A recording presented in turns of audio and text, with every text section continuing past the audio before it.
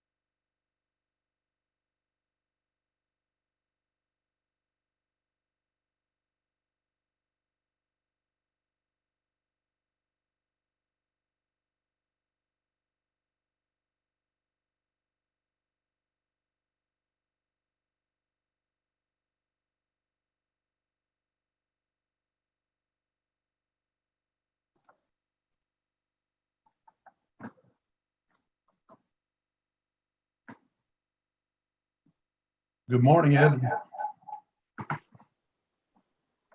Good morning, Will. How are you? I'm good. Good.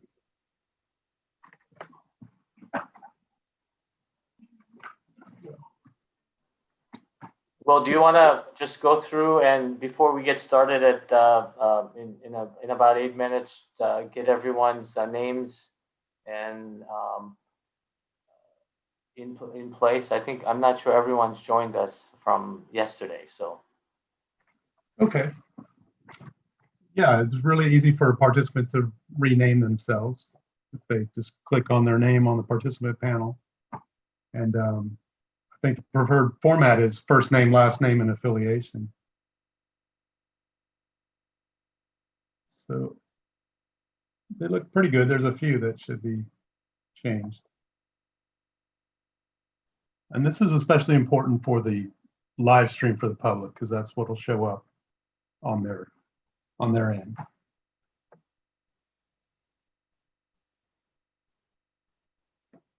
So Will, you will let us know when we go live, right?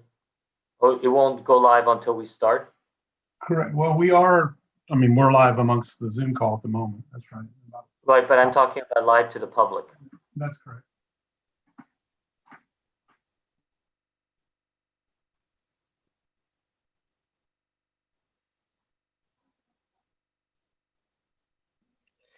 Hey Ed, it's Joanne. Just letting you know I'm here, ready to go.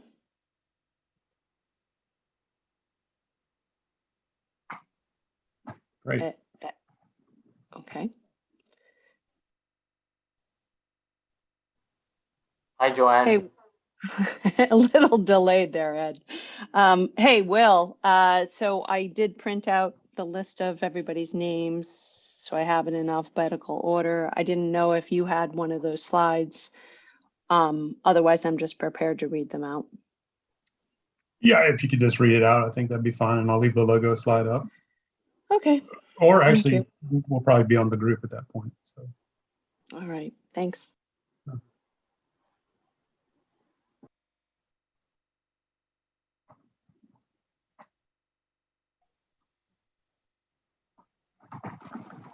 Will, this is Tracy. Can you hear me? Yes, I can. I just want you to know I logged into the YouTube link and I could hear our Zoom conversation just with a little delay. So I think it is active. I was just going to say I just started it because I don't want to. I want to be able to test it, and I can't start and stop it. So we are on YouTube right now. Confirmed. Thank you for that.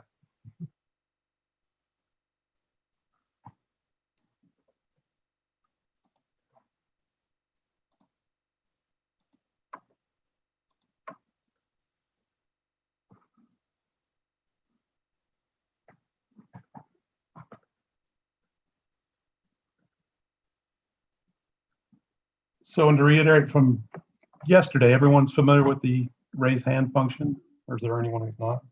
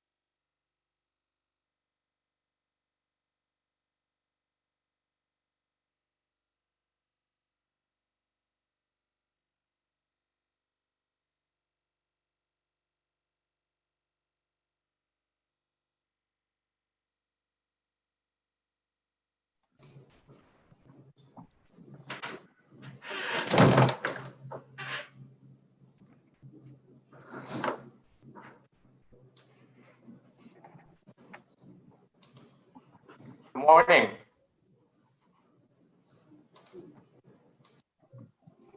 Morning, Ed. Good morning, Joanne. So why don't we get started? Okay, Um, I'm here for you. All right. I just want to welcome and thank you all for joining us for the Environmental Protection Agency's Environmental Financial Advisory Board meeting today. My name is Ed Chu, and I'm the designated federal officer for the Environmental Financial Advisory Board. And on behalf of EPA, I want to thank you for your time and work in preparing for this meeting and for your forthcoming deliberations today and tomorrow. Before we officially start, I want to share with you a couple of milestones as well as a few housekeeping items. First milestone to observe is that this is the first fully virtual public meeting of EFAB in its over 30-year history at EPA. Obviously, the pandemic is preventing us from meeting in person, but obviously there's also a silver lining to all of this, and that this meeting is likely to be most open and transparent public meeting in EFAB history, because we already have almost 200 registered observers watching us on YouTube. I can't tell you for sure, but I'm sure there's someone from my home state of Hawaii also observing today, and I'm sure it's quite early there. The second milestone to observe is that this is the first meeting in many years where an entirely newly appointed members of the board are meeting for the first time. We usually have membership terms that overlap. This means that our agenda for this week reflect what I would call a restart of the board's work rather than many of the continuing work that we've done in past meetings. Now, let me say a few words about my role here today, since this is an entirely new board. As the DFO for the EFAB, I officially convene and close public meetings on behalf of EPA. That's the ceremonial part of my job, as many of you know.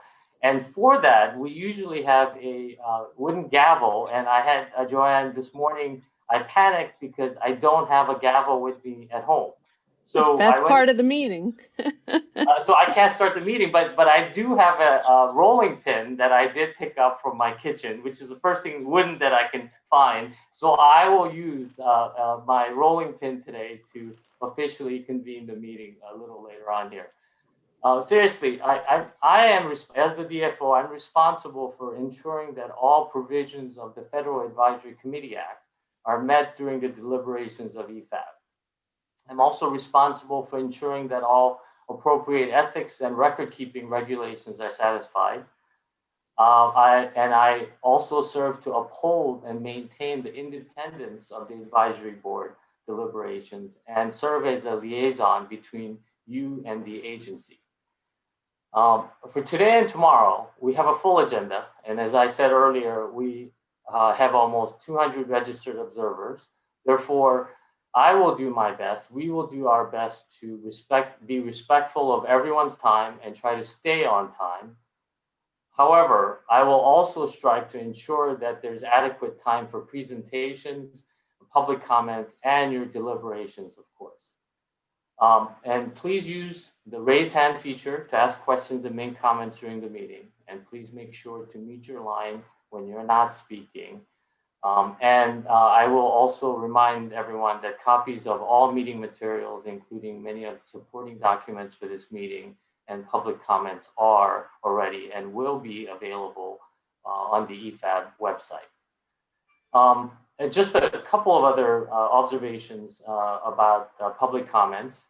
According to the Federal Advisory Committee Act, we are going to maintain a public comment period for both days, offering the public an opportunity to provide comments about the topics that are being discussed and considered before all of you today and tomorrow. We have 2 members of the public who have already requested time. I will ask that those verbal remarks be limited to 2 minutes per commenter.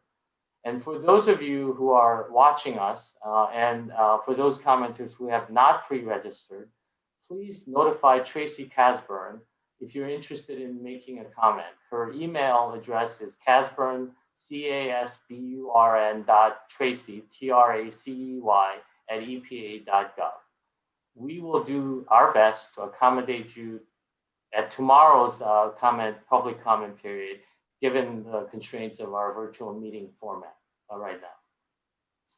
With regard to the meeting minutes and recommendation, again, as per FACA, meeting minutes will be prepared, and the meeting minutes will include a description of all matters discussed at this meeting and conclusions reached by the board. And as the DFO, I'm responsible for preparing the meeting minutes and ensuring that they're certified by the chair within 90 calendar days of this meeting. And once they are certified by the chair, the minutes of today's meeting will be available on the EPAB website. With regard to recommendations, after deliberations today, the board could choose to make specific recommendations to the agency, and those recommendations could take the form of a recommendation letter and/or reports. And whatever that comes out from today's meeting, again, with respect to recommendations and reports, will be posted on the EPA website following the meeting. Before I officially convene the meeting, let me thank my EPA colleagues for all their efforts preparing for this meeting. And let me call out a couple of people by name. And the first person is Stephanie Sanzone, who is an EPA employee who recently retired, but many of you know her because she played a significant role in your membership and your pathway to being on the board, as well as laying the groundwork for this meeting and many of the improvements to operations that she's made in the short time she was with us. And she's now happily retired, but I want to send out a specific thanks to Stephanie. And then I also want to thank Stephanie and recognize Tracy Casburn, who's temporarily taken over for Stephanie and her duties while we are searching for Stephanie's permanent replacement here at EPA. And I also want to thank Office of Water's Water Infrastructure and Resiliency Finance Center staff, who provide significant support to the operation of this board and will continue to do so. And finally, I want to recognize and thank our contractor, who just became our new contractor to support our meetings going forward, Endina. And so we have several people from Endina also on the call today. And with that, Joanne, I'm going to officially convene the meeting of the EPAB by gaveling in our welcome, but I will do so with my EPAB rolling pin for the day. Wonderful, Ed. Thank you. So let me kick it off by introducing myself.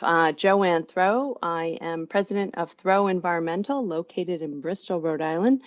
But I am also a senior fellow at the University of Maryland. I have been attached to EPAB in one way or another since 2005.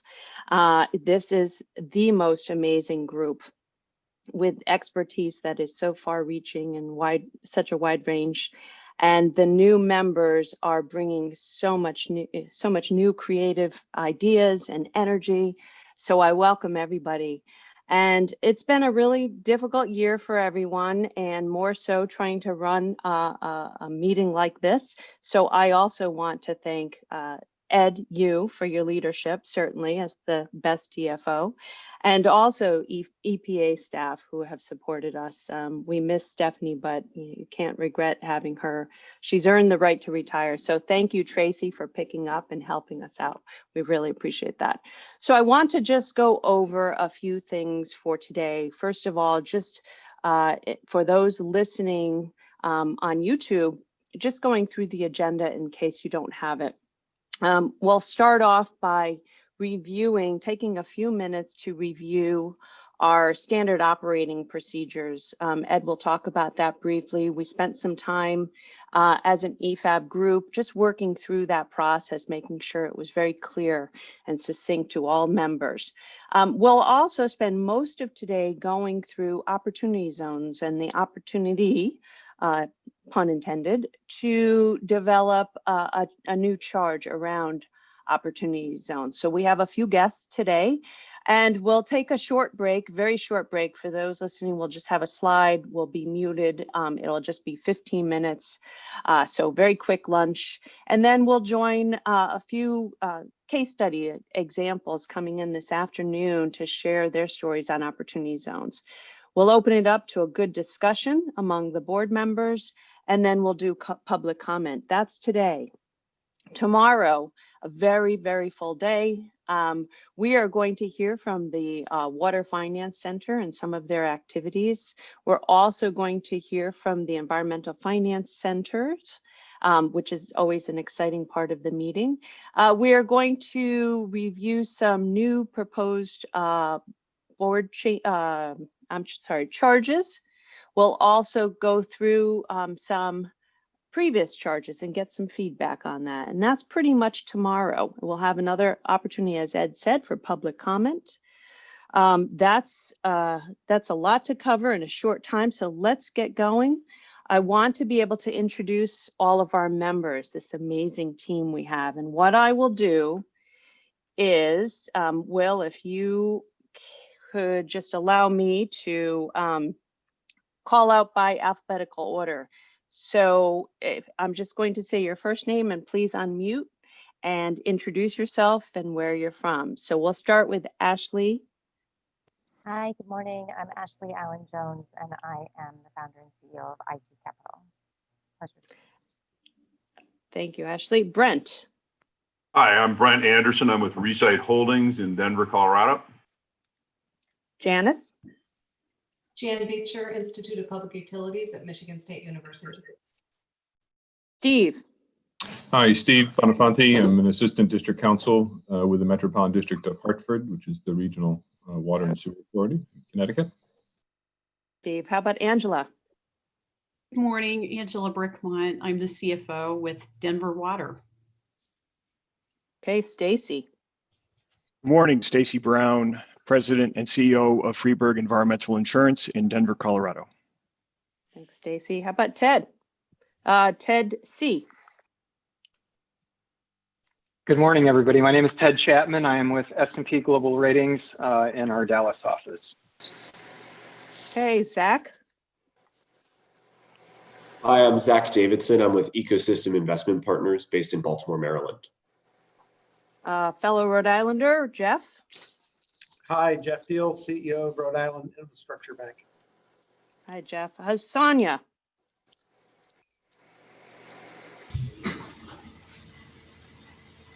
Sonia. All right. Hi, Sandra Favors with the National Society of Black Engineers. Okay, John. John Friedman with Suez Water Technologies and Solutions in Washington, D.C. Thanks, John. How about Phyllis? Hi, Phyllis Garcia, Treasurer at the San Antonio Water System. All right, Ted H. Ted Hennepin, I'm General Manager of the Hampton Roads Sanitation District in Southeastern Virginia. Craig, you're up. Hi, everyone. Good morning. This is Craig Holland. I'm the Senior Director of Investments at the Nature Conservancy, and I'm based in Ann Arbor, Michigan. Okay, Craig H. Greg Rinkovich from Robert W. Baird. I work in the public finance area. Okay, John J. Morning, John Jones with the National Rural Water Association in Albuquerque, New Mexico. Thanks, John. How about Margot? Good morning. I'm Margot Kane. I'm the Chief Investment Officer for Spring Point Partners in Philadelphia, Pennsylvania. Welcome. George, you're up. Good morning. George Kelly, CEO, Bespoke Mitigation and Advisor at Earth and Water Strategies based in Denver, Colorado. Love the background. Cynthia. Good morning, everyone. I'm Cynthia Kohler. I'm the Executive Director of Water Now Alliance, and we are in San Francisco. Okay. Colleen. I'm Colleen Kokas, Executive Vice President at Environmental Liability Transfer in Bucks County, Pennsylvania. Okay, Pam. Good morning, Pam Lemoyne. I'm a principal consultant with Black & Veatch Management Consulting, and I'm based out of the St. Louis, Missouri area. Okay, Eric. Hey, everyone. I'm Eric Letzinger. I'm with Quantified Ventures here in Washington, D.C. Jim.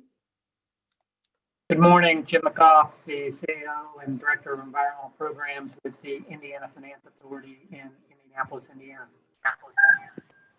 Thanks, Jim. How about Chris? Chris Meister, Executive Director, Illinois Finance Authority. I'm based in Chicago, and we're the conduit issuer, the major conduit issuer for the state for nonprofits, but also for the local IEPA state revolving fund. Thanks, Chris. Carrie. Good morning, everyone. Carrie O'Neill. I'm CEO of Inclusive Prosperity Capital based in Connecticut. Okay. Tony. Good morning. Tony Parrott, CEO of the Louisville and Jefferson County Metropolitan Sewer District, serving Jefferson County with wastewater, stormwater, and flood protection, and Oldham County with wastewater services in Kentucky. Thanks, Tony. Good to see you. Mariana. Hi, I'm Mariana Peavy. I am the Grants and Loans Bureau Chief for Idaho Department of Environmental Quality. I oversee both the drinking water and the clean water SRF program for the state of Idaho here in Boise. Thanks. Dennis. Good morning. I'm Dennis Randolph, and I am Director of Public Works for the city of Grandview, Missouri. Okay. Eric, welcome. Eric Rothstein, Gallardi Rothstein Group, Chicago, Illinois. Okay. Bill. Good morning. I'm Bill Stannard. I'm chairman of Raftalis, located in Kansas City, Missouri. Okay. Carl. Hi, I'm Carl Thompson with Infiltrator Water Technologies in Old Saybrook, Connecticut. At Infiltrator, we take recycled plastic and manufacture it into products for on-site and decentralized wastewater treatment systems. Thank you. And David. David Zimmer. I'm the Executive Director of the New Jersey Infrastructure Bank. Okay. Welcome, everyone. Well, are we ready to get started? Ed, let's tee you up to go through some of the SOPs, and that's where we can begin. Well, I will try to keep this very short. And I think this is a document that we've already shared with everyone. And just a quick kind of overview of this, and we can go to the next slide, Will. In previous discussions with the board, one of the challenges associated with the work of the board was how basically you decide to take on the type of work that you want to advise EPA on. And one of the challenges that we've had over the years is because you are volunteering your expert time to the federal government, and this is not your full-time job, that we want to make sure that your time is well spent on the board, and the work that you do is not only meaningful, but it will have an impact on the agency and the federal government if it does have a broad-reaching impact, and the scope of the recommendations are broad-reaching. So in the previous board, a couple of years ago, started working on a set of standard operating procedures. And the first one they worked on was how to accept the charge, basically a charge to you, the board, of the type of work that you wanted to take on, and how do you accept the work in doing that. And now the document and this slide just talks about in step-by-step process how that actually works. And one of the other things that before we go through the steps I wanted to share with you is the Venn diagram that's here. And the board members in previous boards felt that there are sort of three separate categories of interest. One is what you bring to the table, which is the left-hand corner of the circle, the Venn diagram, where your interest and the expertise that you bring to the board. And then to the bottom right, is it something that EPA has both a authority and interest and taking action? There's a category that EPA is interested in. And, as you know, EPA has 20-some, close to 30 environmental statutes that we implement. So EPA has a pretty wide-reaching set of issues that EPA is interested. But that may, as you've heard from each other, may not overlap completely with the expertise and interest that you bring to the Environmental Finance Board. And then, of course, what is the purview of the board, the mission? And as you saw, the mission of the Environmental Finance Advisory Board, to put it simply, you are trying to advise EPA and the EPA administrator on trying to bring the most cost-effective way of environmental compliance and environmental regulations to society at large. So you see these three areas of interest, but there's only, at least the previous board felt that it has to be narrowed to where these Venn diagrams converge, where it is within your purview and it is also within your interest and expertise, but it also has to be actionable and something that EPA has authority to do something about. So based on that premise, the board decided to come up with a step-by-step ways for us to take the charge and accept the charge and work on it. And the first step is really identification of the charge. What are the topics that you want to start working on? And you see the steps that are there. I'll just say up front that none of that is taking place at today's meeting. And the reason is, as I indicated earlier, this would be a kind of a normal procedure that we've set forth, except that the charges that you'll be discussing tomorrow, as well as the opportunity zone topic, were topics that were discussed at the last meeting of the Environmental Financial Advisory Board meeting, and it's continuing. Although all of you are new to the board, and several of you actually are continuing members, this is really many of the charges are in certain already in the pipeline here in either steps 1, 2, or 3.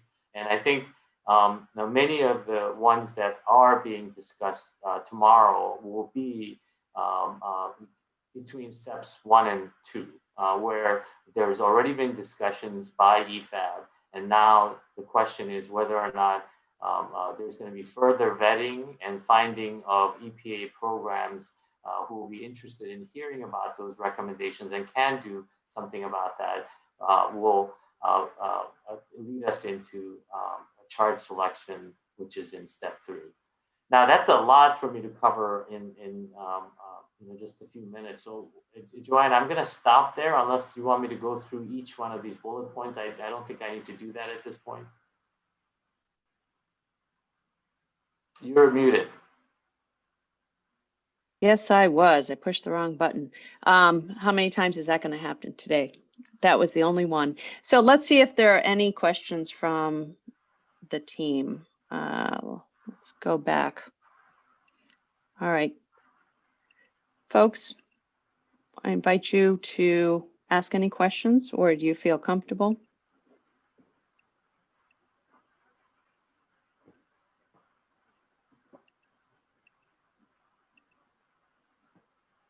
Okay.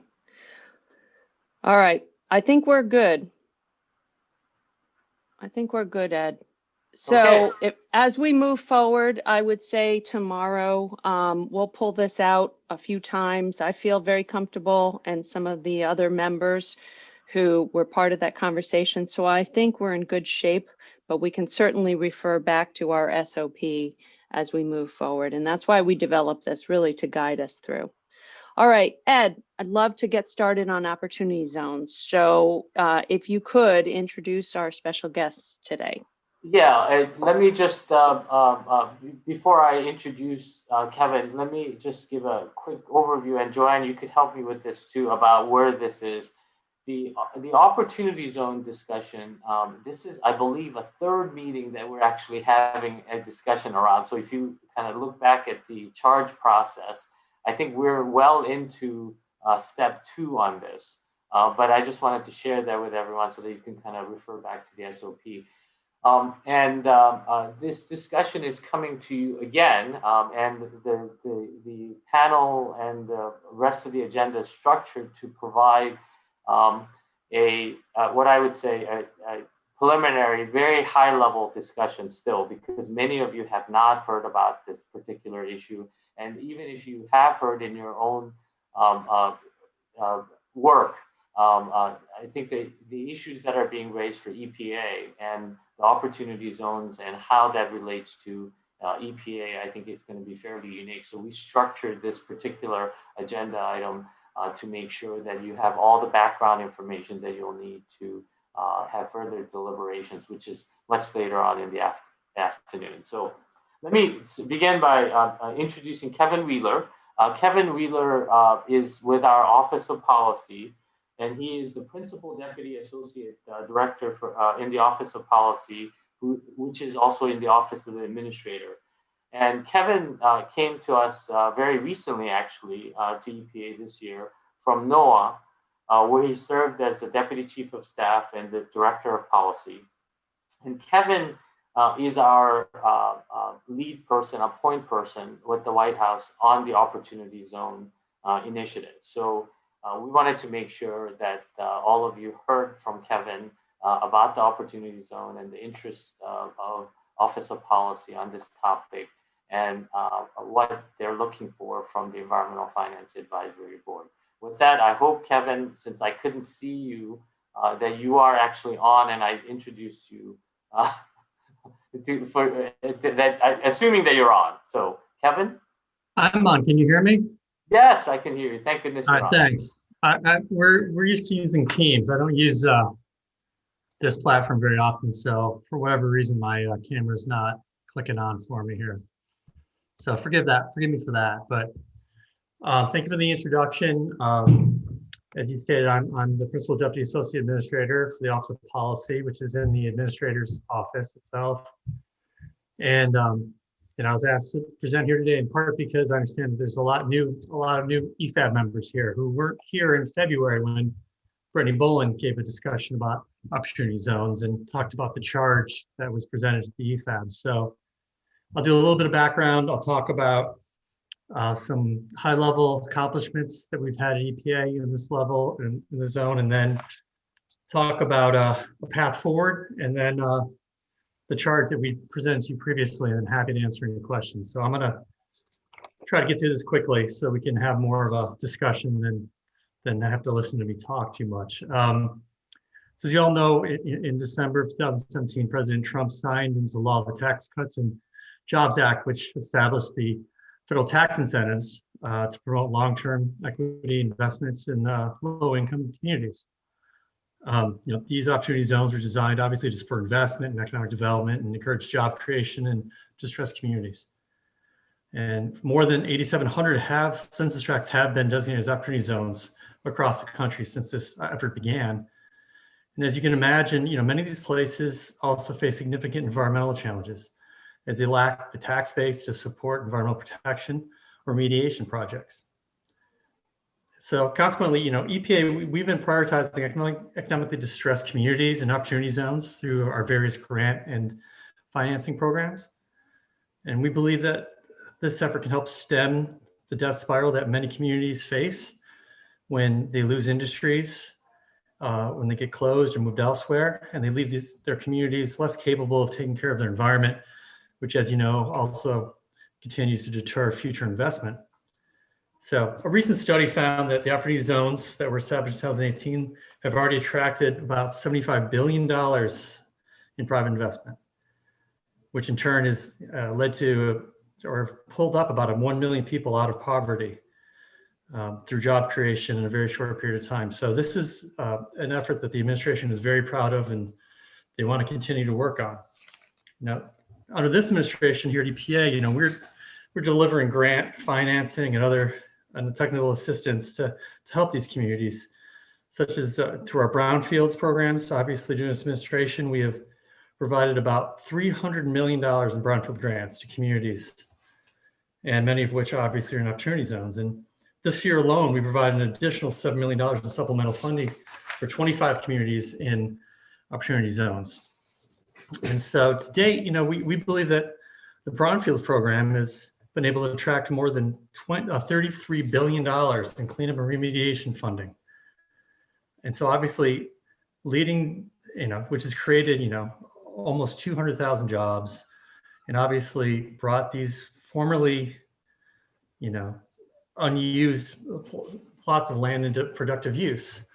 If you look at our air programs, obviously, when an area is designated in non-attainment of air quality standards, and this triggers burdensome, costly, complex permitting requirements that can take years to process and deters investment in and of itself. So our air program has been working with states and localities to improve their air quality. And in the past few years, we've improved the air quality for 84 communities that have gone from non-attainment to attainment for a variety of pollutants, whether it be, NOx, SOx, so on and so forth, ozone, particulate matter. And so many of these areas were in opportunity zones, and they're not necessarily all urban areas like Washington, D.C. There's also rural areas such as Missoula, Montana that have become into attainment. And if you look at, EPA's water programs, last year we announced availability of $40 million just to advantaged communities to help them with their schools removing sources of lead in their drinking water. And obviously our state revolving funds, whether it be Clean Water or Safe Drinking Water Acts, obviously provide significant financing options for communities to improve their infrastructure for drinking water. And beyond the major programs, which are the big dollar ones, within the Office of Policy, we actually have some smaller programs that are really community-based. We have the Office of Community Revitalization, we have the Office of Environmental Justice. And so these get out a variety of smaller grants, but mostly along the lines of technical assistance or planning assistance, but are really, community-based solutions to help improve their state of affairs. For instance, this year we were able to reappropriate or reprogram several $1 million to help communities deal with COVID. We have our Local Foods, Local Places program that helps local communities, use farmers markets and provide access to, clean, affordable food for their communities. We also have, similar activities or initiatives with regards to recreation. So, looking forward, I'm not sure how many of you saw, but a couple months ago, Administrator Wheeler gave a speech at the Nixon Library celebrating EPA's 50th anniversary. And it was very compelling, and it really kind of got to the heart of what I think we're going to talk to here today about. He noted that we've made tremendous progress over the last 50 years cleaning up our nation's air, water, and lands. However, many communities face significant challenges. And a lot of that is tied to socioeconomic stress and their inability to have the economic resources to finance the projects they need to clean up their areas. And so I think, some of this is due to, the media specific or statutory approach that EPA has taken in terms of we'll come into a community and deal with the air or the water or the lands separately. There's not a holistic approach. And some of this has been also quite frankly, their bureaucratic focus that's focused on process rather than outcomes. Administrator Wheeler likes to talk a lot about how under this administration, we have delisted as many Superfund sites as the previous 8 years. So we're really trying to be more outcome oriented rather than process oriented.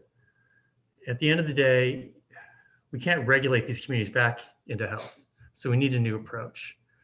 We need to pull down the silos within EPA that have been replicated by states and leading to a systematic failure across every level of government, a failure to holistically approach environmental challenges facing these communities.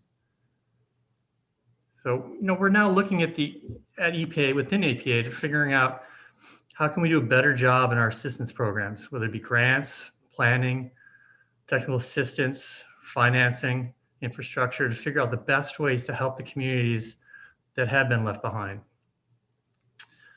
And, we believe that by changing our approach and focusing on these communities' outcomes and finding new ways to get them the resources they need, we can actually make measurable improvements.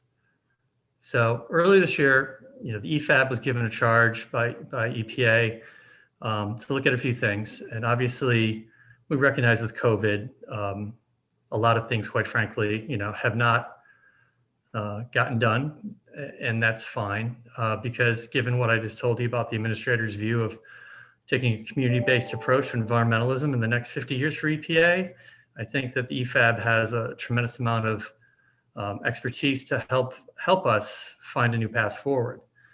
But looking at the charge that we gave you earlier this year, I just will reiterate what that was. And it included first, with specific federal EPA assistance, incentives. We asked, what are the best ways to help increase, public-private investment in opportunity zones? We also said, looking at our existing EPA authorities, which incentives, programs, or approaches are better to achieve the desired community outcomes while reducing risk, liability, and other regulatory uncertainties for investors. Third, we asked EFAB if you had recommendations to readily implement adjustments to existing agency programs to make them more effective in reducing risk, liability, or regulatory uncertainty. We also asked what regulatory liability risk data could be provided to allow investors to compare opportunity zones to determine which places would be best fit for their investments. And finally, we asked if the EFAB has any recommendations on how we share information and resources in a way that would ensure that the programmatic resources are leveraged for opportunity zone purposes, lead to improvements in the health and environmental outcomes. So I look forward to answering any questions you have to the best of my ability, but really starting to have this debate, or not debate, but discussion as to helping EPA chart a path forward to helping those communities that have been unable to help themselves to date. Happy to answer your questions you might have. Okay, thanks, John. Let me allow people to raise their hand and I will call on you if you have questions for John.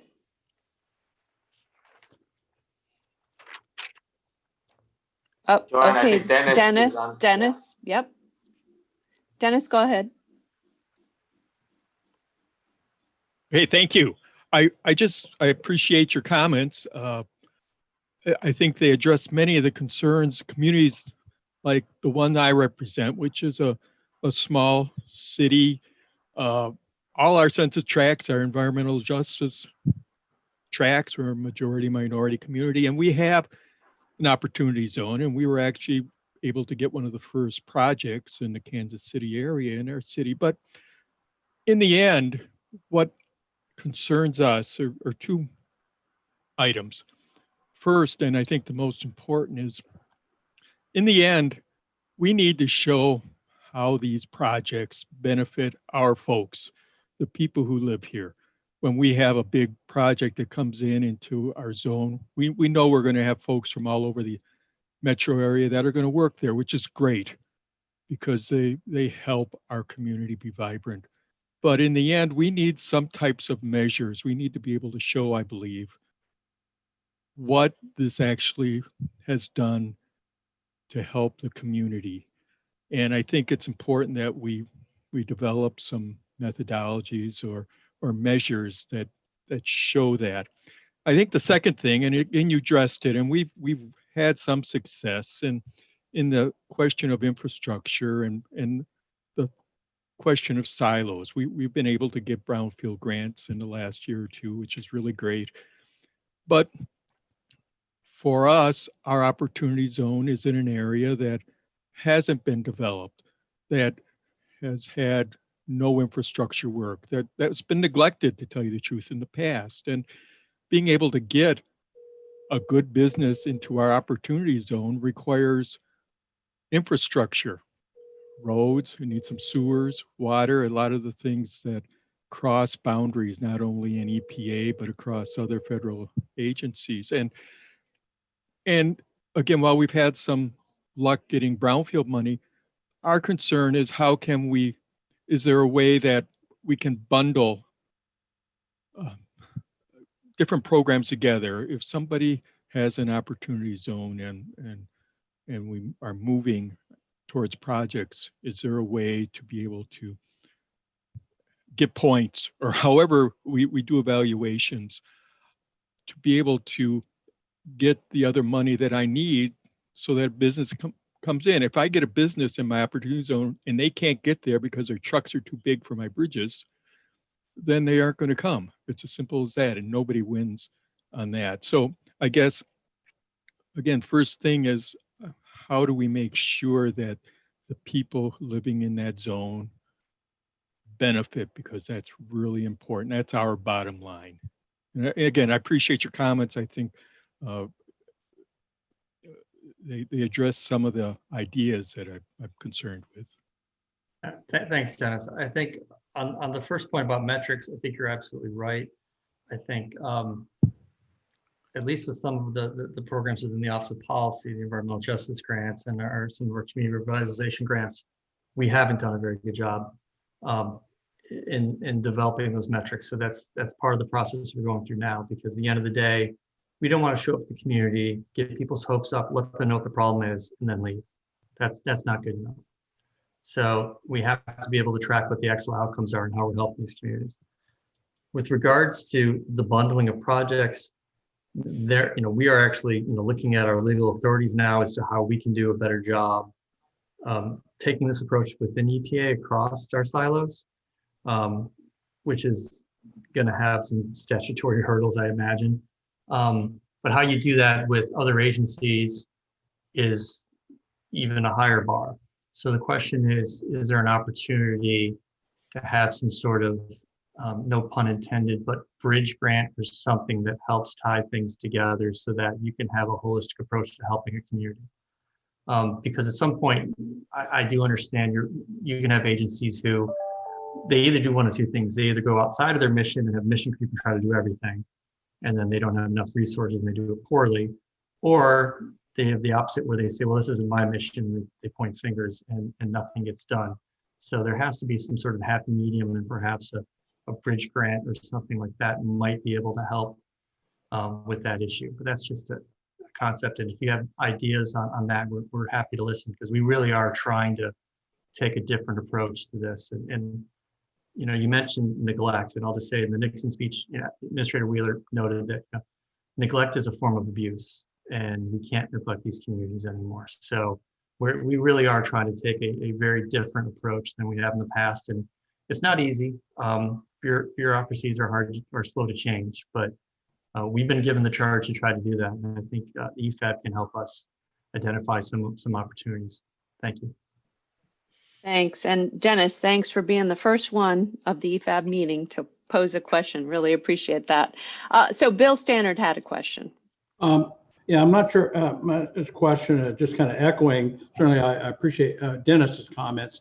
Certainly appreciate the elements of the opportunity zones that go beyond the, say, call the more urbanized area, but the percentage of zones that have been identified in more smaller communities or even into some rural areas, which has been an area of interest for me for a long time. But what I really appreciate is the kind of a shift to outcome-based examination of the program and helping to assure that we're not just looking within the boundaries of the zone, but the other elements of infrastructure that will be necessary to support that development. And as Dennis mentioned, that goes even beyond environmental related stuff for water, wastewater, solid waste related issues, but also transportation issues, and how we might be able to ensure that there's appropriate collaboration across the board, but then looking for it as an opportunity to also augment investment in water and wastewater infrastructure that supports the entire community, or going outside beyond the bounds of the specific opportunity zone, so that there's some ancillary effects and benefits as well. So not so much a question as just a comment, and I think that I really appreciate the proposed charge, and hope that we can consider and move that forward. Thanks, Bill. Okay. Do you have any comments in response, or shall we move to the next question? We can probably move on. I mean, okay. I don't disagree with anything he was saying. Great. All right, Ted Chapman. Thank you, Joanne. Ted Chapman, S&P Global. I guess one of the questions I had is just maybe anecdotally or observationally, because I don't even know if it's being quantified, but from the local community's point of view, what is sort of the biggest obstacle, I guess, as far as their participation in the projects? I mean, would it be like timing to do the environmental due diligence? It's not timely enough? Is it private activity caps? I mean, you know, because I mean, obviously there's going to be a cost share or local investment. I mean, is there sort of a broad brush that you can paint, or is it kind of all of the above? I mean, I guess I'm just trying to understand how, you know, maybe we could make this into, you know, a further developed, further refined feedback for EPA. Sorry. I think it really is, we're trying to take every approach possible we're looking at. We're trying to change how we do things. So I wouldn't bound yourself to anything in particular. I mean, the communities are obviously going to be involved. States are going to be involved. I mean, the other opportunity that I see that we need to probably do a better job is dealing with industry and the philanthropic organizations as partners, because, you know, the industries are the, you know, they live there, and they, you know, they have obviously a vested interest in making sure that their neighborhood is in good shape. But there's a lot of money in philanthropic organizations that could come and help do things that the federal, you know, help fill some of the gaps that the federal government isn't able to do. So I think that it's about building new partnerships and new approaches. Well, there's a lot of interest here, so we're going to keep moving on. David Zimmer. Thanks, Joanne. So as an SRF program representative, I think one of the, and we think about what a project might look for that is actionable, right? What a charge might look at is how to explore how EPA might either combine or offer or even prioritize some of the programs that it offers financing for, whether it's WIFIA, SRF, any of the grant funds that it has, and offer that financing, prioritize that financing to components, whether it's remediation components, stormwater components of these redevelopment projects that'll decrease the cost of development, and that'll obviously have the effect of leveraging the returns and making those projects much more attractive, and the probability that they get done that much higher. So again, just trying to think of the charge that we might come up with. I think that could certainly be part of the charge. Yeah, that certainly is part of it. You know, we are obviously also doing a lot of streamlining on the permitting side of things and the NEPA reforms. So that's already underway. So we know that can be a bottleneck as well. So, but yeah, I think that we're looking for those types of ideas, so we can actually start, you know, identify problems, identify solutions, and then get them actually addressed. A lot of times, we don't finish off what we start, and that's not good enough. Thank you. Okay, Chris Meister. Thanks, thanks, Joanne. Chris Meister here from the Illinois Finance Authority. Mr. Wheeler, I like your articulated approach about opening, regarding sort of opening the door to a range of opportunities that's been represented by the Opportunity Zone initiative from the 2017 federal tax legislation. I think that it could also key in, obviously, it's an equity play, and you know, some of my colleagues here on EFAB, David and Jim McGough among them, we're really more of on the debt side of the ledger. That's where we live and breathe, as well as some of the newer EFAB members as well. But I think that it plays in nicely with some of the broader developments over the past 12 months nationally, both both one of our sister FACAs, the federal FACA of Federal Regulatory Agency, the Commodities Future and Trading Commission on finance and environmental issues, as well as some of the public statements in January by Larry Fink of BlackRock. So we like the openness of the administrator's office to these ideas. We also like the cross media, both adding air and land to water. Having served on EFAB for 4 years, and my entrance to EFAB was through the state revolving funds. It's there's been a lot of EFAB discussion focused around water, and I think you're correct that, and frankly, Ed Chu has emphasized this, that the mission of EFAB is broader than simply water priorities, but also extends to air and to land. So thank you. Thank you. Yes. And listen, if you have ideas in terms of also with regards to water, because yeah, they have led the way in a lot of these things, obviously. But you know, they have the finance centers. If you have ideas on how we can expand those or better use those, that's also helpful. We have the finance clearinghouse, which is in OW, and we're looking to expand that.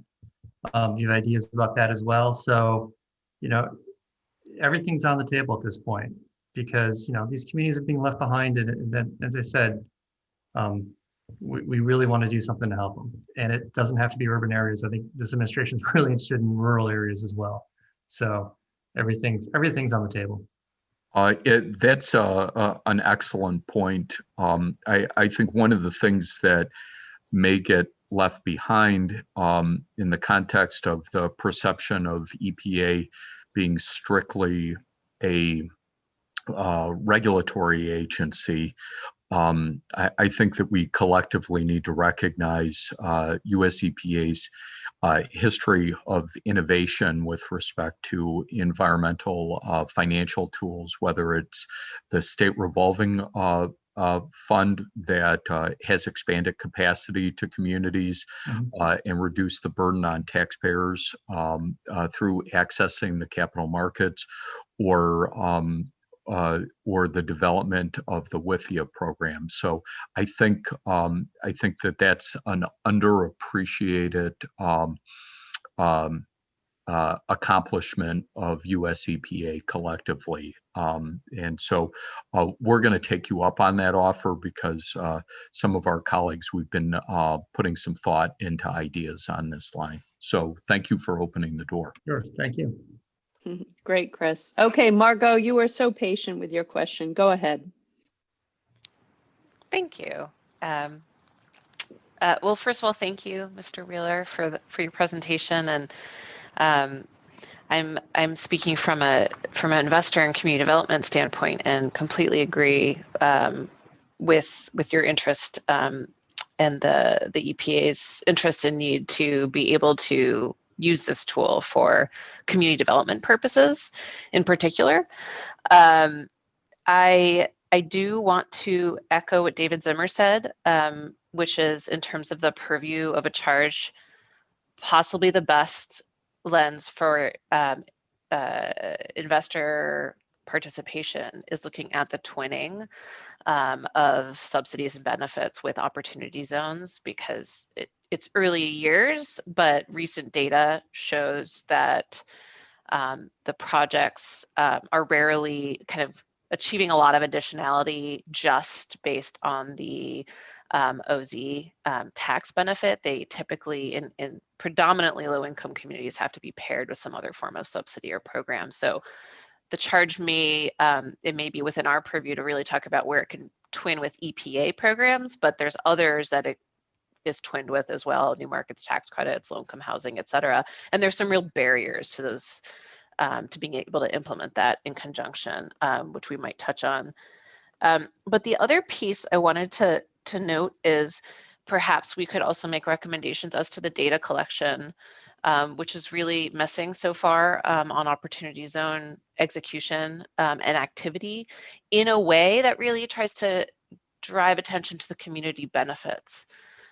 Things like, the small business supports and job creation, community benefits and outcomes, which are not necessarily typically the focus, but on the environmental side, but to, I think one of my colleagues' earlier points is really the litmus test for when and how and whether these projects make sense within a community. There is not a lot of data required right now for collection at a national level on these projects, and that could potentially also be part of a charge. Okay, that's good to know and hear. And again, as we participate on the White House Revitalization Council, that's something I can bring back to them as well to discuss as to how are we measuring this. You can't, obviously you can't manage if you don't measure. So that's a good point. Thank you. All right, thanks, Margot, for the question. Brent Anderson, go ahead. Yeah, unmuted here. Good discussion. Thanks for the presentation. Appreciate it. I had a couple thoughts, just maybe plant some seeds for our further discussion on this topic. But in thinking about this and having been in the redevelopment business for 20 years on these kind of sites and actually owning a couple of opportunity sites, the way I look at this in terms of maybe our role is we're part of a bucket of public money. Right? There are many others out there. And the question is, how do we leverage that? That's been raised before.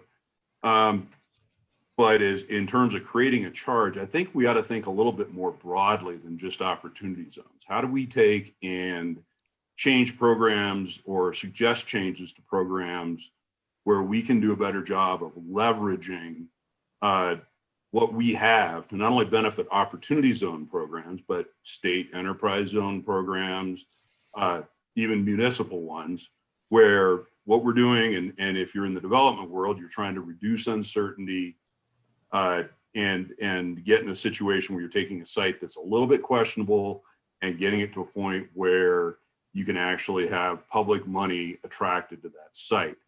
And so how can we broaden what we do? How can we take and streamline processes, not only for obtaining the funding, but from environmental uncertainty? Are there ways we can take and reduce risk for development there? What can we do there? What can we do to take and I thought the idea of monitoring how we're doing, in other words, how we leverage things would be important. So anyway, big picture, maybe it's broader than OZs when we think about this charge. How do we streamline? How do we leverage our money? Thanks, Brent. Okay, response? Any feedback on that? I don't mind expanding the charge beyond opportunity zones because that fits into the administrator's vision for a community-based approach. However, having said that, sometimes, there's always two sides of the coin. The White House is really interested in opportunity zones, and it's a proxy to a certain extent for what we're talking about. So, I'm open-minded. Yeah.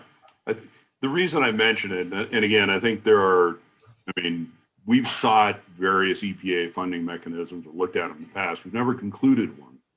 And the reason for that is, in part, the process was too onerous, the amount of money was too small, and its uses were restricted. In other words, they weren't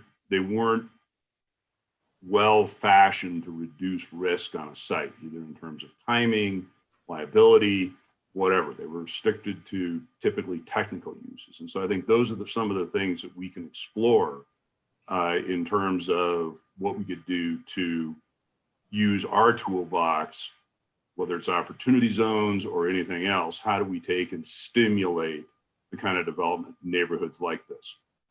Yeah, that's great. Listen, if you have good advice on how we can do a better job with our technical assistance or how we can reduce barriers to getting these projects off the ground, that's what we need to hear. Thank you. Okay, thank you, Brent. So I don't see any other questions. I think I've got them all covered. Last chance for questions. Yeah, this is, I have a question. Go ahead, Tony. Thank you, Kevin, for your presentation and the information. Just specifically, I guess, one of the things that kind of jumped out was the discussion about, the number of jobs that were created to move folks out of poverty. I think it was 1 million jobs, I think you mentioned. And I think specifically, I think it would help us going forward as part of the charge to have some understanding of what types of jobs are being created and where are those jobs being created or located across the country. And when you think about the money spent in the brownfield area, 200,000 jobs, I think was the number you mentioned in that area. Again, specifics on types of jobs and location where those jobs are being created. And I think the importance of knowing that specifically is to help us figure out the sustainability of those jobs. Because if water and wastewater, that's really where it got started. Will, I'm sorry, Tony. Will, can you mute Brent, please? Thank you. Okay. Tony, please. I'm sorry. Yeah. I think the importance of knowing what types of jobs, where they're occurring and whether they're sustainable will help us figure out, is this something that is going to be beneficial long-term? Because just creating a temporary job during a construction project or something like that is probably not overall beneficial in terms of achieving moving folks out of poverty. So just a sort of a specifics and a metric question. Are we making a difference, and are we really doing something that's going to be sustainable when you talk about community revitalization and environmental justice and all that? Okay, those are good questions. Obviously, I don't know the answer. I suspect a lot of them are construction jobs, but you're right. The point is, how do we make these sustainable communities for the long term? So happy to take that back to the Revitalization Council as well to see if they have those facts and figures and if they're tracking what kind of jobs are being created. Okay, thanks for the question, Tony. George Kelly, you have something?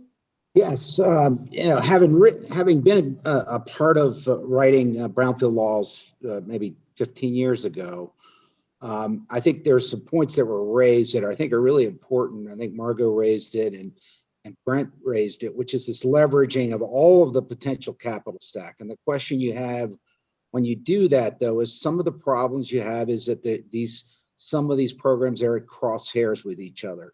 Sometimes there's a sequencing question. Sometimes there's just practical limitations. And so I think, Kevin, you mentioned this financial clearinghouse, and I think one of the most essential things that I see relative to a potential charge is, and maybe it could only be relative to the other financial benefits other than the OZ benefits, but is to look at how do you integrate and deal with perhaps programs that are at crosshairs with each other relative to either sequencing or other practical approaches to basically developing projects. And I think, to me, that capital stack question is a big one, because I think we mentioned the backside market issue tends to be uncertain, a lot more uncertain. So you're really going to have to get leverage as much as you can on that capital side. And that includes all the state programs. And we see great examples of so many opportunities and enhanced funding initiatives. And if there were a way to integrate and help educate folks on how to meet all those criteria and to get all those potential capital stacks, I think it would be really important. Yeah, thanks. Administrator Wheeler often talks about one community in particular I can't think of, but where we went in, cleaned up a Superfund site, cleaned up a brownfield, and then left thinking that they're going to be a great place, except that they were not in attainment of air quality standards. So they weren't going to be able to build any factories or do any economic development in the long run. So that's the kind of problem he wants to address. And I think it gets a little bit to what you're talking about. So we're leaving the community in a place where they can have a sustainable economic base. And we don't just fix one problem, but leave them still, holding the bag with another issue that is preventing them from being where they need to be. Okay, Chris Meister, I know you have your hand up. Do you have a very quick, short question or comment? And we're going to wrap this up. Yes, quick. Thank you, Joanne. Just to follow up on Mr. Parrott and Mr. Kelly's comments. Again, I like this direction, and I look forward to hearing what some of the examples are. I'm familiar personally with at least one of the examples on the next deck in Northwest Indiana. But I think on this question of sustainability and solving one problem, but leaving the rest unsolved, anecdotally, I've heard of a number of the opportunity zone projects supporting either hospitality projects or condo development, higher end condo developments. That doesn't go to the sustainability question. And obviously hospitality as a sector is under pressure due to the current pandemic. So, but I like the overall direction of the policy objectives. Great, thanks. Great, thank you. And Mr. Wheeler, you'll see this board is very interested in this topic and has a lot of great feedback. So what I want to do is finish up by saying I'm really excited to dealing with you guys because, being known as the regulator is not a fun place to be. And as administrator said, we're not going to regulate our way out of this problem. So you guys provide solutions that we don't always think of, but we need to start thinking of and coordinating in a better way. So I really appreciated the opportunity to work with you all. Well, thank you so much for great information, great presentation, and great feedback. So with that, I'm going to turn it back to Ed. Yeah, hey, Kevin, I really appreciate you joining us. I know that this was last minute for you, so I really appreciate you coming on, and I think it's stimulated a great deal of discussion, obviously. And our next speaker is John Grosshans, and he's a fantastic EPA staff person out of our Chicago office. Those of you in Chicago, you can probably see him when COVID is all over and done with on the streets there.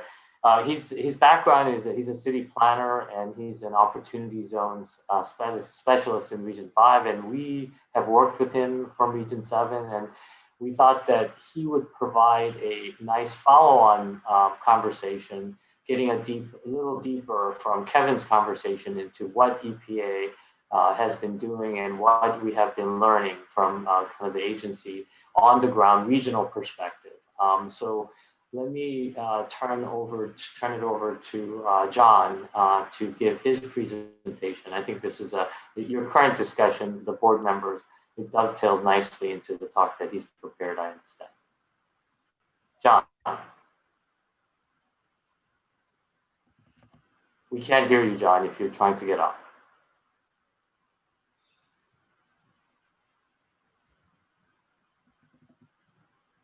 Can you all hear me? Yes, Ed, we can hear you. Okay.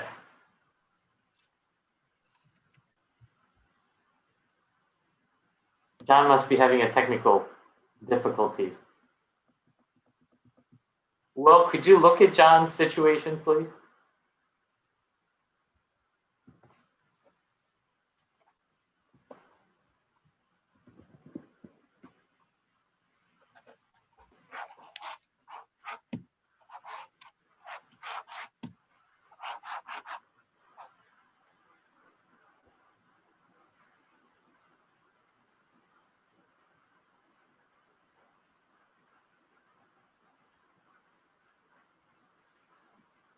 So Joanne? Yes, Ed.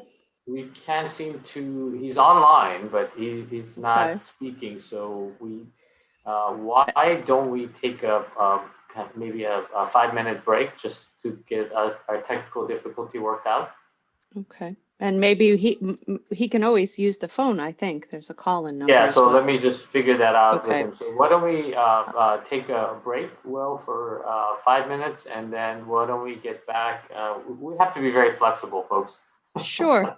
Yeah. How about- So Coming just back. come back. Sorry, John's back. John's Oh, he's back. back. All right. Okay, perfect. Thank you. John? Okay.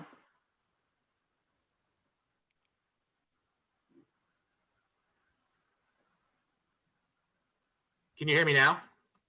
Yeah, There we can you hear you. are. I just gave you a nice introduction and we couldn't hear you. We still can't hear you, John.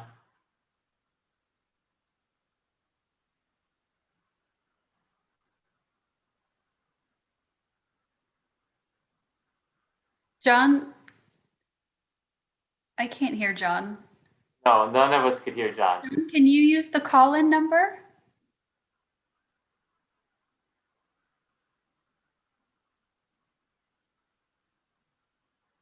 I suggest that, Joanne, did you want to do something else? I suggest a quick Yeah. 5-minute break to get this Let's- technical difficulty worked out for him.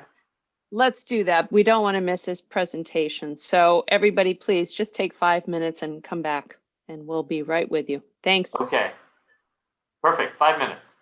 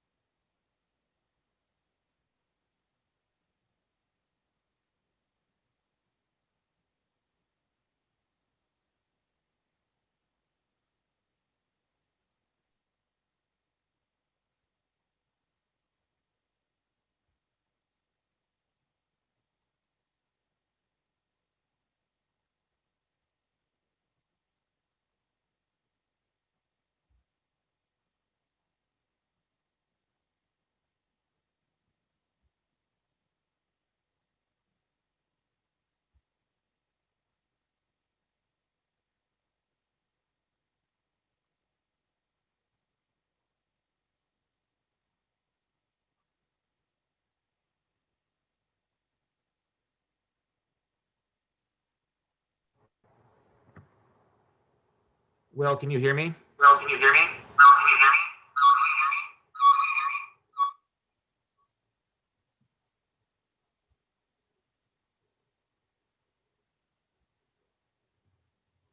I can. I can hear you. You were just echoing though. That's some feedback. Okay, that's good because that means the computer, I think I was muted externally, so no one could hear me.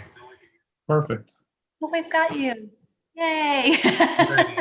Okay, so you guys can still hear me right now. This is sounding good, loud and clear. Sounds good. Yes, Okay. John. Yeah, sorry, I think I was muted externally, and so no matter what I did, no matter which computer I used, I was still muted. Okay. So as soon as everyone gets back, we'll dive right in. Sounds good.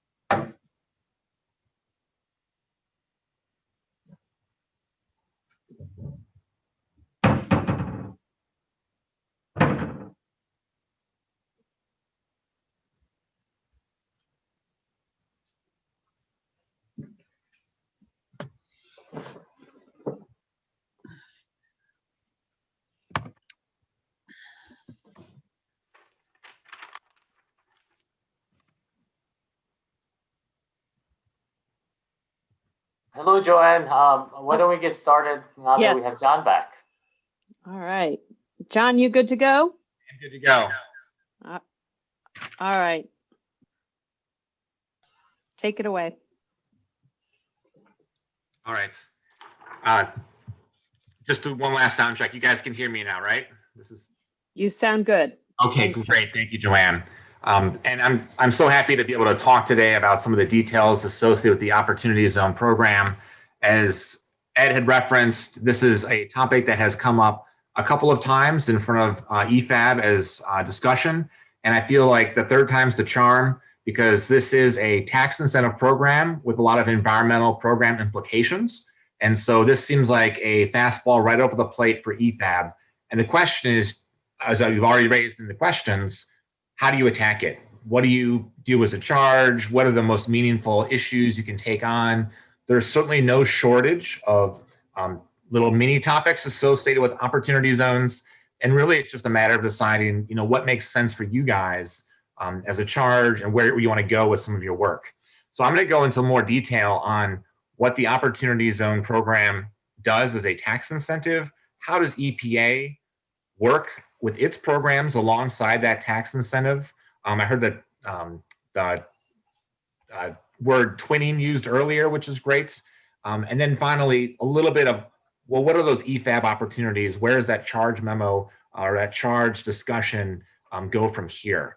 I think that the questions that were raised already to Kevin are going to have some answers in what I'm about to talk about in a second. So I think that we'll just kind of continue this conversation that we've already started. So with that, I'll just state that opportunity zones were really created by Congress as a way to shift Wall Street investments into Main Street developments. And this is a different idea. So instead of making money from money where you sell your Disney stock, you put it into Apple stock, the idea is how do you get that capital to move off of, say, stock market paper and move it into physical community building. And I think a lot of communities have been looking to see how you get that capital investment happening in all places. We all know that capital is moving every day. It's going into projects, but oftentimes it follows the same traditional lines for how it finds projects in the same places. It's kind of the easiest way that money can flow is the way it typically flows. How do you get it to flow in some of these distressed communities that need the infrastructure, that don't have necessarily that capital flowing in already? And that's what the Opportunity Zone tax incentive is intended to drive, is that external private investment into community scale projects. So this has been a long time goal of Congress. This has been something that's been talked about. This incentive is incentivizing private investment into distressed communities in the form of building or businesses. So let's go into the next slide. Thank you, this is great. Oh, sorry, back up one slide. So we already talked about the Tax Cut and Jobs Act, where the Opportunity Zone language originated from. And when I read this for the first time, it really struck me that this is really an environmental program. So yes, it's a tax incentive. It's designed to spark investment and reward investors for patient capital. But there's a lot of environmental connections that are associated from putting shovels in the ground in certain places in the country to build these types of buildings. So to me, this tax incentive really has a combination of the incentive itself, the places, the locations that the work is being done, and then what is being achieved in the form of the buildings that are happening on the ground. So when I think of places, and you're talking about choosing distressed communities across the country, we're often talking about where EPA is already at work. We're talking about waterfronts. We're talking about industrial transition districts, industrial areas that might be transportation nodes. Frankly, a lot of distressed community areas that are transitioning from one use into another. We know there's environmental issues associated with them in the land, from past uses, potentially in the water, whether it's clean water issue or infrastructure issues. We've already talked about some air issues, as well as energy. So there's a whole bunch of things that are kind of wrapped up in this idea that we're going to do vertical construction in these communities to help spark new development and have investment dollars flow to these places. So the last thing I want to talk about is a little bit of process. It's not just the tax incentive and the locations. There's also this process of how do you get the money to flow from investors into communities. And we're going to hear from a couple communities in a minute, and they're going to share their stories, which I think is really helpful. But this process piece, this is one area that has some gaps. And there's a lot of people who point to the gaps. Some of the questions alluded to them already in the form of the community benefits. What's the most important thing that communities can be doing? And it's that process piece that might have some of these charge elements in it, because that's really what we're struggling with right now, is this idea of process. How do you make the potential of the opportunity zones come true on the ground in communities? Next slide. So here's a quick summary of how opportunity funds turn into actual on-the-ground projects. This is a slide I think you saw earlier from previous deck, previous session, but it really shows the shift in thinking. So instead of a private investor selling a stock, taking the capital gains, paying them right away, or just kind of rolling it in some other type of stock or paper investment, is making a change from putting it into a typical investment vehicle that they've known well and put it into this new opportunity fund, which is part of this Tax Cut and Jobs Act. And this qualified opportunity fund can then do that type of direct investment that we're looking to see in communities. So the opportunity fund, just by getting that money into that fund, is going to start off two things. First, it's going to defer and reduce those capital gains. So that's something that a lot of investors see as a twofold benefit. So not having to pay them right away and paying fewer gains over time is attractive. So by using that fund mechanism, investors see that financial benefit. The other thing it starts is the clock. So Congress isn't patient. Congress doesn't want to wait for 10 years to see buildings go up and see the money sit there. So one of the things that is part of this program is a very clear and quick reinvestment clock. So once you put that money into that fund, that money then needs to be deployed into those building projects in a certain amount of time. So there's a number of months after that fund gets the money that has to go into a project. And it can't just happen anywhere. As I think you guys may have talked about previously, there's zones that have been designated by governors, census tracts that have been designated. The money has to go into those zones, and within those zones into certain projects.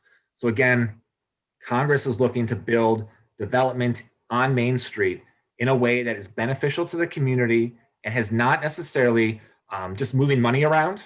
So for instance, you can't buy a operating business or a really nice, say, shopping mall that's already working well. What you need to do is you need to actually build value. You need to make an investment. And so that usually involves on the brick and mortar side, working with previously vacant or substantially improving buildings.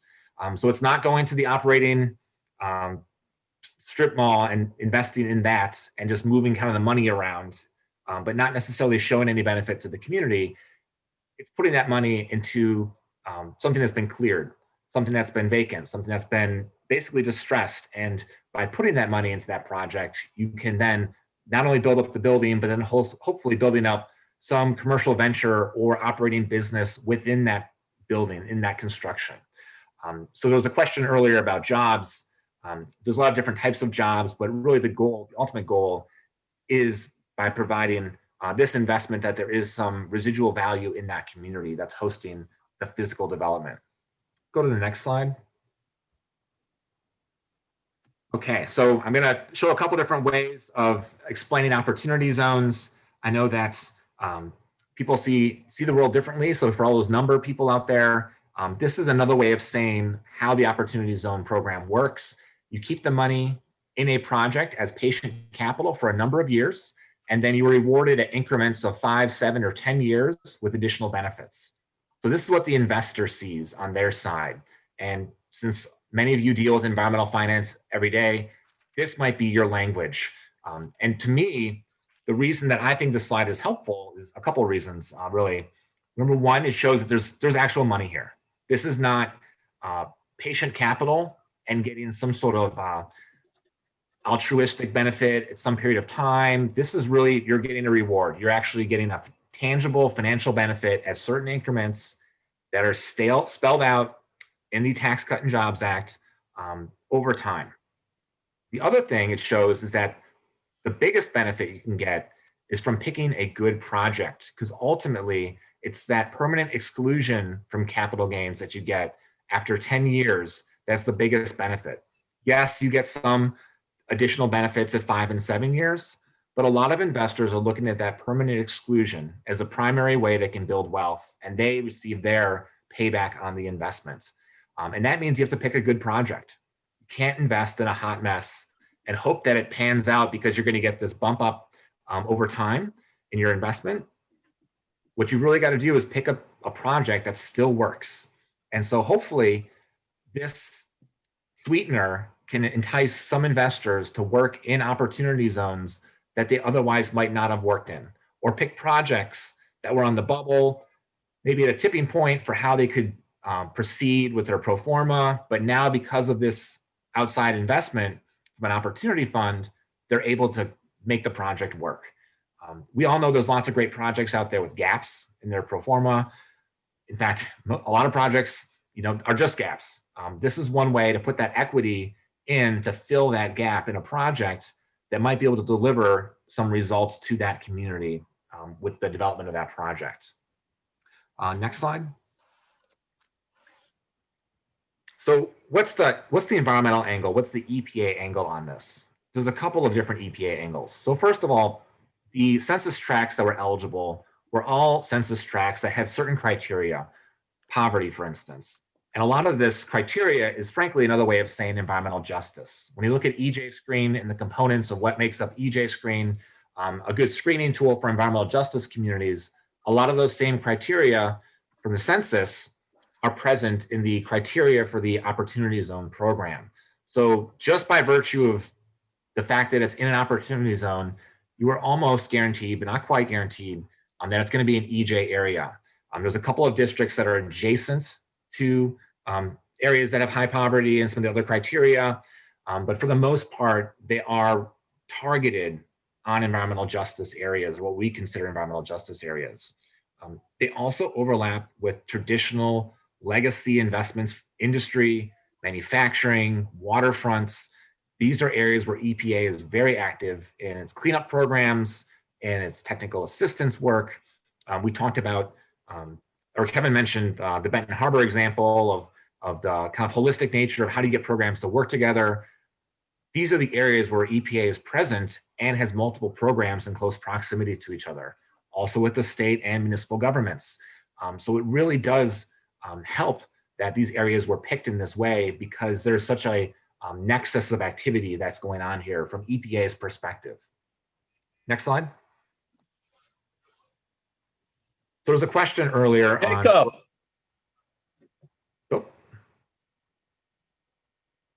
Was there a question? No, go ahead, John. Keep going. Okay. So there was a question earlier on rural areas. And I think one of the other interesting parts of this Opportunity Zone program is that it's not just big cities. So when we talk about vertical development, we're often thinking of big buildings, and those have to happen in big cities. That is not the case. In fact, really, when you look at the analysis of where the zones were drawn, they come out in about thirds, more or less. They kind of vary state by state and how they were designated between rural areas, suburban areas, and cities. And in a lot of the Midwest, where I work, we've got a lot of rural areas that were designated, that were picked. And you might have an area where you've got a couple of small cities that could really benefit from this type of investment, where they've got maybe a couple of projects, maybe not the same number as a city, but still it's meaningful to them. And rural communities already have a challenge accessing capital. This is something that we know. And if you've worked with a lot of rural communities and you sit down with the part-time mayor / part-time clerk / part-time sheriff, how do you expect them to access capital to get a project done? So they have a special challenge in making these connections to investors on a regular day. And hopefully there's a connection that can be made with the Opportunity Zone, Opportunity Fund investors. Next slide. So Kevin already referenced that there's a White House component to this. And so Congress put together the tax incentive as a tax piece that comes out of the Treasury. There's also an executive branch element. And I think this is important too, because this gives EPAB another angle for how they might want to attack this potential charge. So it's not just EPA that has its environmental programs in the game. It's also our federal peers that are active in this. And we're not working independently, but we're working together as part of a White House Council to coordinate how those activities can take place. There were a couple references already to infrastructure needs. How do you get the federal family working together correctly? This council is a step in the right direction, because at least within the federal family, we're starting to talk about what Economic Development Administration can offer, Small Business Administration, Housing and Urban Development, of course, Environmental Protection Agency, and how do we bring our pieces to the table to make these projects work by setting the table with previous investment. So this is one thing that might be helpful for the EPAB to look at, is just how do these connections take place, not only EPA, but how do we connect with our peers on some of these investments and infrastructure pieces ahead of the Opportunity Fund investment. Next slide.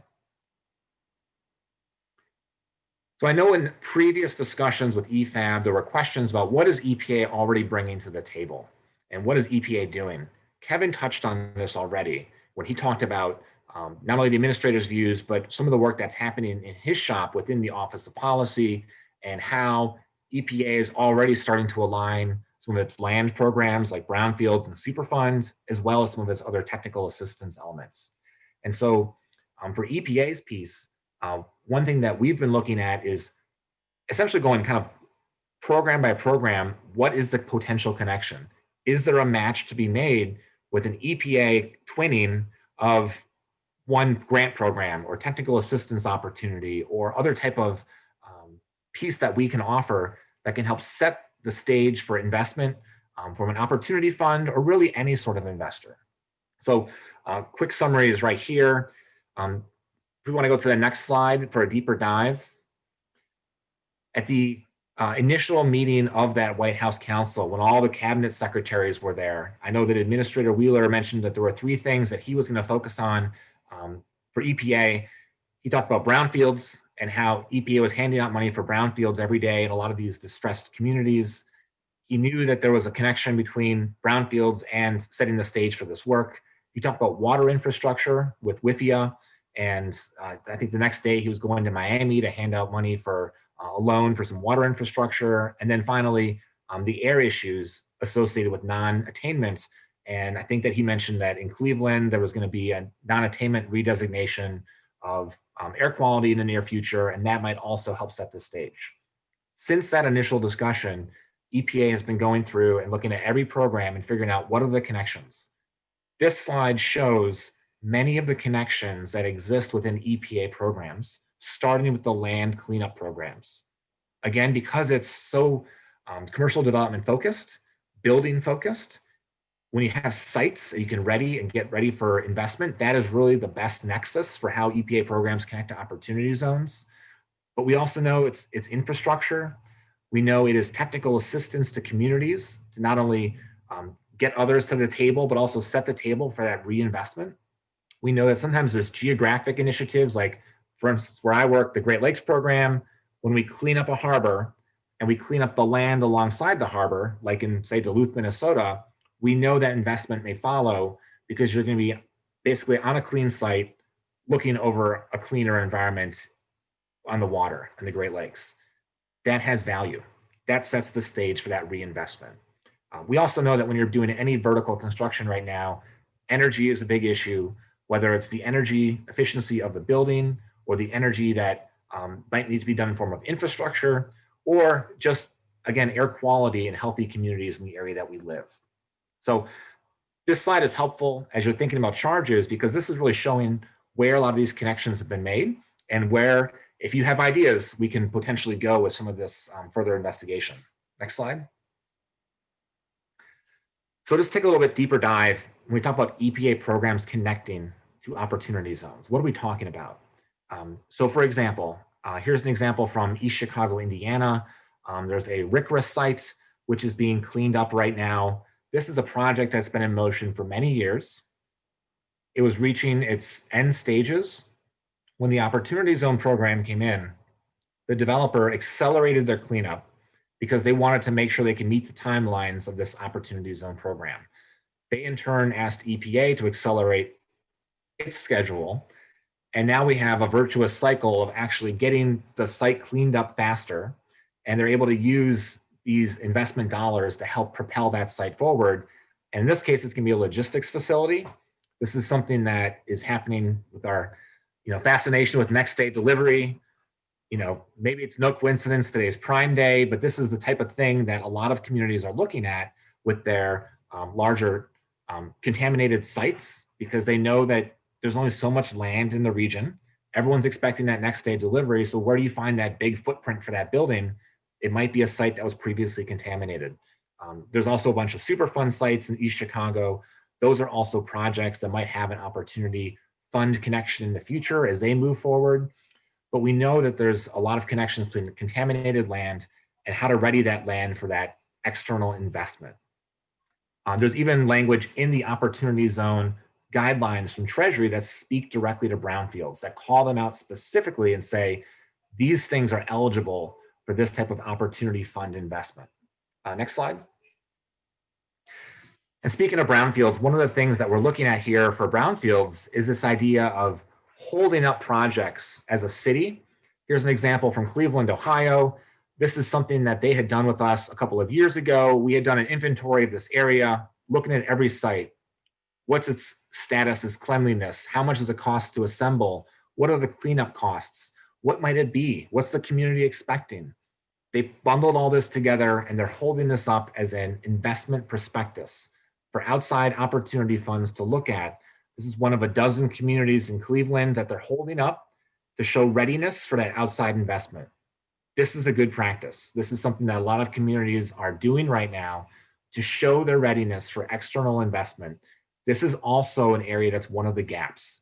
How do communities reach up and touch those outside investors that don't necessarily know about these particular neighborhoods or these areas of the city?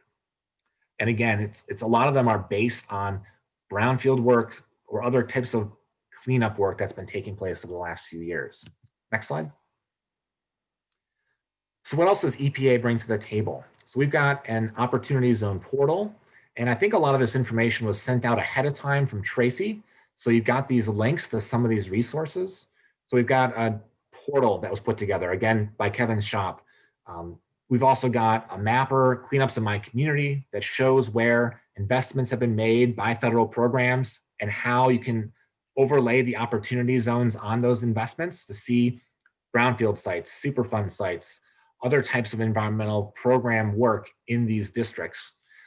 We've also got updates to our Brownfield Federal Programs Guide that dives into the nitty-gritty details. So when I talk about brownfields being mentioned in the guidelines, it calls out chapter and verse on where and how brownfields is mentioned, what you can use the money for, how it's applicable. And we're also seeing a lot of cities asking us what they can do with the money they have. So there's a couple questions on how do communities ready themselves for outside investment? How do you align programs? The graphic on the left shows Madison, Wisconsin, where they've got brownfield grant money in hand that they targeted in their opportunity zone. And they've been working in this particular area for a number of years to ready it for investment. So this is what a lot of cities are doing, is they are themselves making this connection happen to align EPA resources in opportunity zones to prep for that future development. If it's an opportunity fund, that's great. Another investor, I'm sure, is also welcome in any of these communities. Next slide. But it doesn't always work where a city can go on its own and do this work. I know there's a lot of mid-sized cities in the Midwest that have this ability. So I mentioned Madison, but a lot of other state capitals are also very active. Madison could be the Twin Cities in Minneapolis, Indianapolis, Indiana, Lansing, Michigan, Columbus, Ohio, Louisville, Kentucky. A lot of people are doing it on their own. A lot of communities still find this very challenging. In fact, when I meet with distressed communities, the most distressed communities feel that this program is still very far away from their needs and there is a gap. And so one of the things that EPA is starting to explore is how do we close that gap between distressed communities that need the money and these investors. And so one of the things that we're doing is technical assistance. This is an example from Lorain, Ohio, where we just held a workshop. Again, this is Kevin's shop that's doing this work with the regions. And we did an on-site with them to talk about how do they ready themselves for investment. We've done this in several iterations with this community. Just keep taking steps forward, readying sites, building a vision, getting greater understanding of what the investors are looking for, so that a city that's been outside of the pipeline of funding for a while can see how they can tap into these outside investors and find good project matches. Next slide.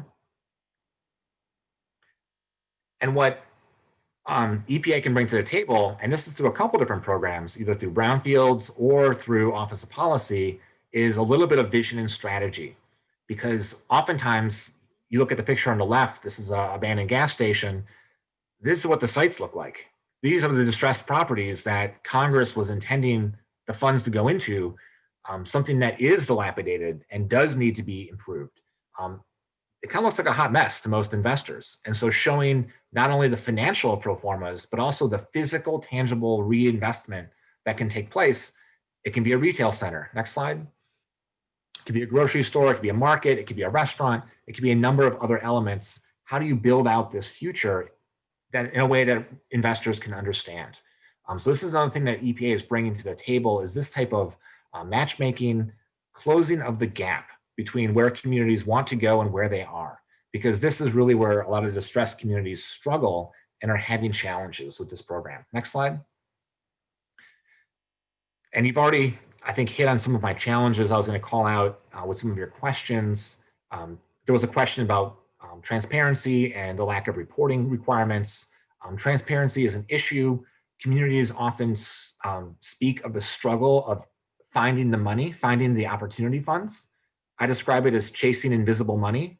Because there's not much reporting required, it's really difficult to find where the funds are at, and the funds have a hard time finding the community projects. So that matchmaking is really important. And again, I think these are also questions that were already raised. How do you get the money to flow into areas that are of community benefit and are not receiving that benefit already? We know that the market tends to focus money in the same places. How do you get it to focus in a new place, potentially with additional community benefits? Linking to EPA resources is a challenge every day. Even when we think we're having a good day, there's always more that can be done to make that connection to communities. And communities always need more capacity. I mentioned that the most distressed are the least able to access this capital and understand the programs. And so we need to continue building that community capacity through many of our different programs. And it doesn't always often happen in the silos. It has to take that holistic approach that Kevin referenced, where we have to kind of build up the communities from where they are, and every community is in a different spot. Thankfully, we've got a couple of communities on the phone today that'll be talking about their experiences, which I think is really helpful to understanding where this charge may go. And then, of course, marketing, the idea of holding up properties that are ready for reinvestment in the form of prospectus is very helpful to those investors to see where those other opportunities may lie in community that maybe they haven't looked at today. Next slide. So here are some of the connections I wanted to throw out there. And of course, you're able to look at what your talents are, where your time aligns, what you want to focus on. But these are some of the things that I wanted to call out to echo what Kevin had referenced earlier. So number one, how do you make this matchmaking take place? How do you link projects to funds? And how do you connect them in distressed communities that are looking to get those community benefits. So I heard this in a couple of questions. There was a question about making certain that the communities are actually benefiting from the investment. That's real. That's a gap. How do you make sure that they understand it and the investors understand it? Another one might just be the matchmaking itself. When communities hold up that investment document, if it's a Cleveland and they're a bigger city, they may understand how they can get investors to come in and look at that. But if you're a small city, or if you're a mid-sized city and this is new to you, how do you make that connection to the investment community? I know many of you are on the finance side and you do this type of deal making every day. You might have a really good sense of how deals come into the door, and helping small rural communities, helping other cities that are distressed find that front door to finance could be a really helpful value add by EFAB. That kind of leads into my second one, which is it's basically the first challenge, made even harder by rural and small communities. What do you do when you lack the capacity and some of the wherewithal to make those steps take place?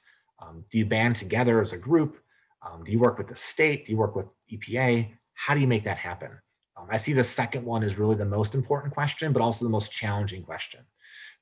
I think some of you alluded to that in your questions earlier about rural communities. How do you get the work done there? EPA, for its part, has a lot of programs that already work in rural and small communities, like the Brownfields program that was referenced. That's great. But how do you bridge that gap? And then the last one that I wanted to throw out there, again, Kevin alluded to it earlier. I think there were some questions on it. How do you bundle other programs? So we know that opportunity funds alone are not going to make projects materialize except in places that are pretty ready for that investment. The most distressed areas need other types of things to align. One of the good examples I've seen has been on property assessed clean energy funds, PACE funds, because those are another type of equity that are associated with the property and not necessarily debt from a bank.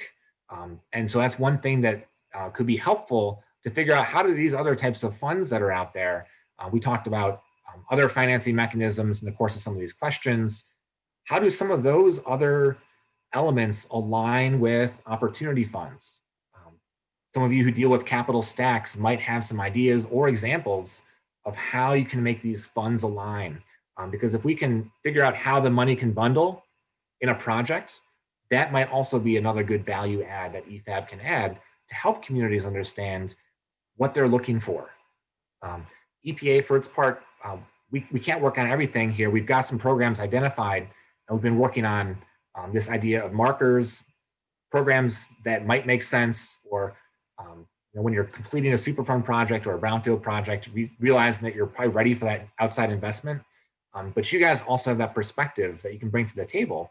So it'd be wonderful to hear where you think that your time and talents can align with some of these opportunity zone questions to really bring some answers forward that are currently gaps in the way this is being practiced and carried out in the field. So thank you for sticking with me through those technical difficulties. And now you can see that when you unmute me, you're just going to hear all about opportunity zones and how you guys can get engaged. So I'm happy to be part of this conversation and look forward to this the rest of the day on opportunity zones. John, that was great. So much information there. And what I'm going to do, John, is ask, I know we have Daphne and Jill coming to give case stories, and I have a feeling that our team has some questions for you. I want to take those questions, but I want to feed everybody. I want them to have a little longer break. So with that in mind, if it's okay with Daphne and Jill, and with you, John, you could sit tight for a little bit. I propose it's, let's see, it's 12:50 right now. We will get back on track, everyone. Let us take a break now until, Ed, are you okay till 10 after 1:10? I am okay because I don't want everyone to get indigestion by trying to have lunch in 10 minutes. So 20 minutes. There you go. 20 minutes. So 1:10, everyone, please come back. Daphne, Jill, and John, is that acceptable? Sounds good. All right. Thank you, everybody. Thank you. See you in 20.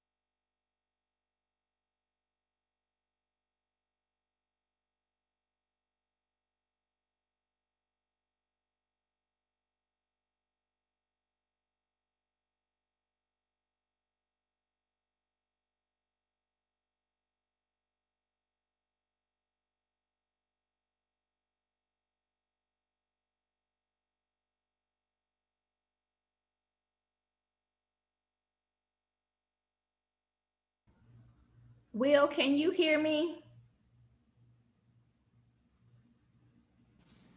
Yes, I can.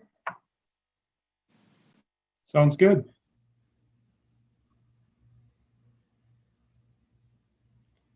Sorry, but one What's that? second. Oh, sure.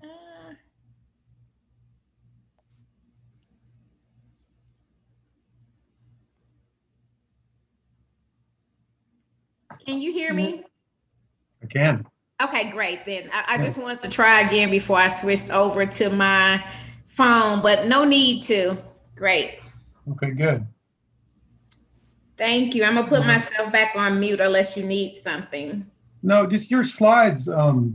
They're 4x3, so they're a little stretched. Are they? Yeah, it's not bad. I mean, they look good. I don't know if you want to look at them real quick or. Yeah, we can look at them real quick. Okay.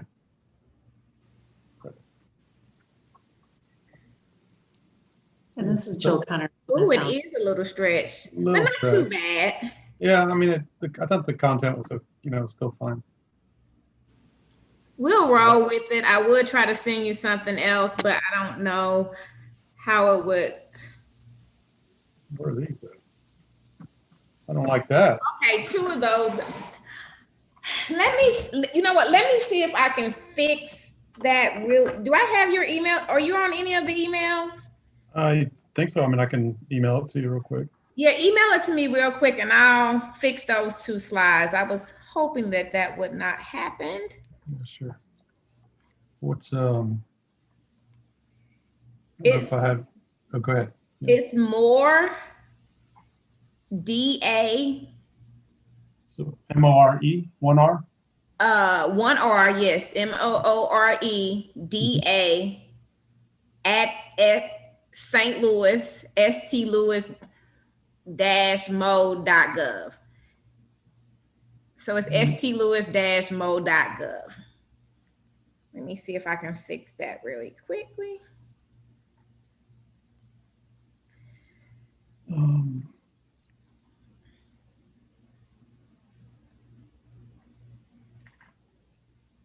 think that's it. Okay. If you got that. All right, send it to you if you got it. Let me know if not. If you didn't, I typed it in wrong.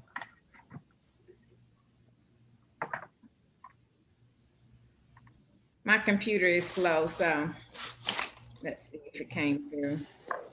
If not, I'll type my address in the chat so you'll have it. And then that way, just in case it didn't go through. Will, this is Jill Connors from Dubuque. Can you hear me? I can. Okay, perfect. Are you the one advancing the slides? Yes. All right, so don't get too worried about the fact that we've got a lot of slides, but some of them will go pretty quickly. Do you want us just to say next, or? I mean, I can try to follow along and, advance for you, but if you want to say next, that's fine. Sure, okay. Because some of them, by the time we get to the end of our comments, we could flip really quickly through the next slide or couple of slides because we have some photos on there. Okay. All right, thanks. Sure. Okay, I'm fixing 2 slides because I think that may be an issue for them coming through. So I'm going to save this again, and then let me see if I can. You're using the widescreen? Yeah, it's a 16:9. Okay, so I'm going to see if it's going to, if I use the widescreen, it's going to look a little weird, but I can fix it really quickly. No, I think it'll be okay. Okay. I think I'm just going to have to adjust a few of them. Yeah, some of my, I don't know why this is doing that, but we'll work through it. Always good to have a little extra time.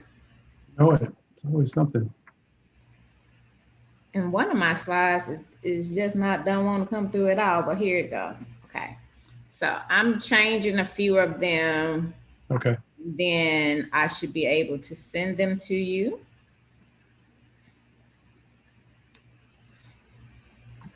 And I think we'll be good. Because I changed it to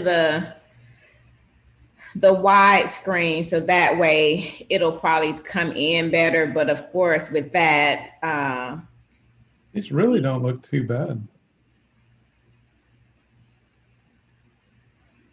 You know, what do you think? For some reason, two of them come? Did the other two? Oh, they came back. Yeah, yeah, they look good. Oh, so we're good then. Yeah. Okay. I don't know. Hey. I don't know what happened early. I republished the PDF. I guess that did something. So Oh, cool. Well, roll that's with it. perfect then. All right, we'll roll with it. Thank you so much. You bet.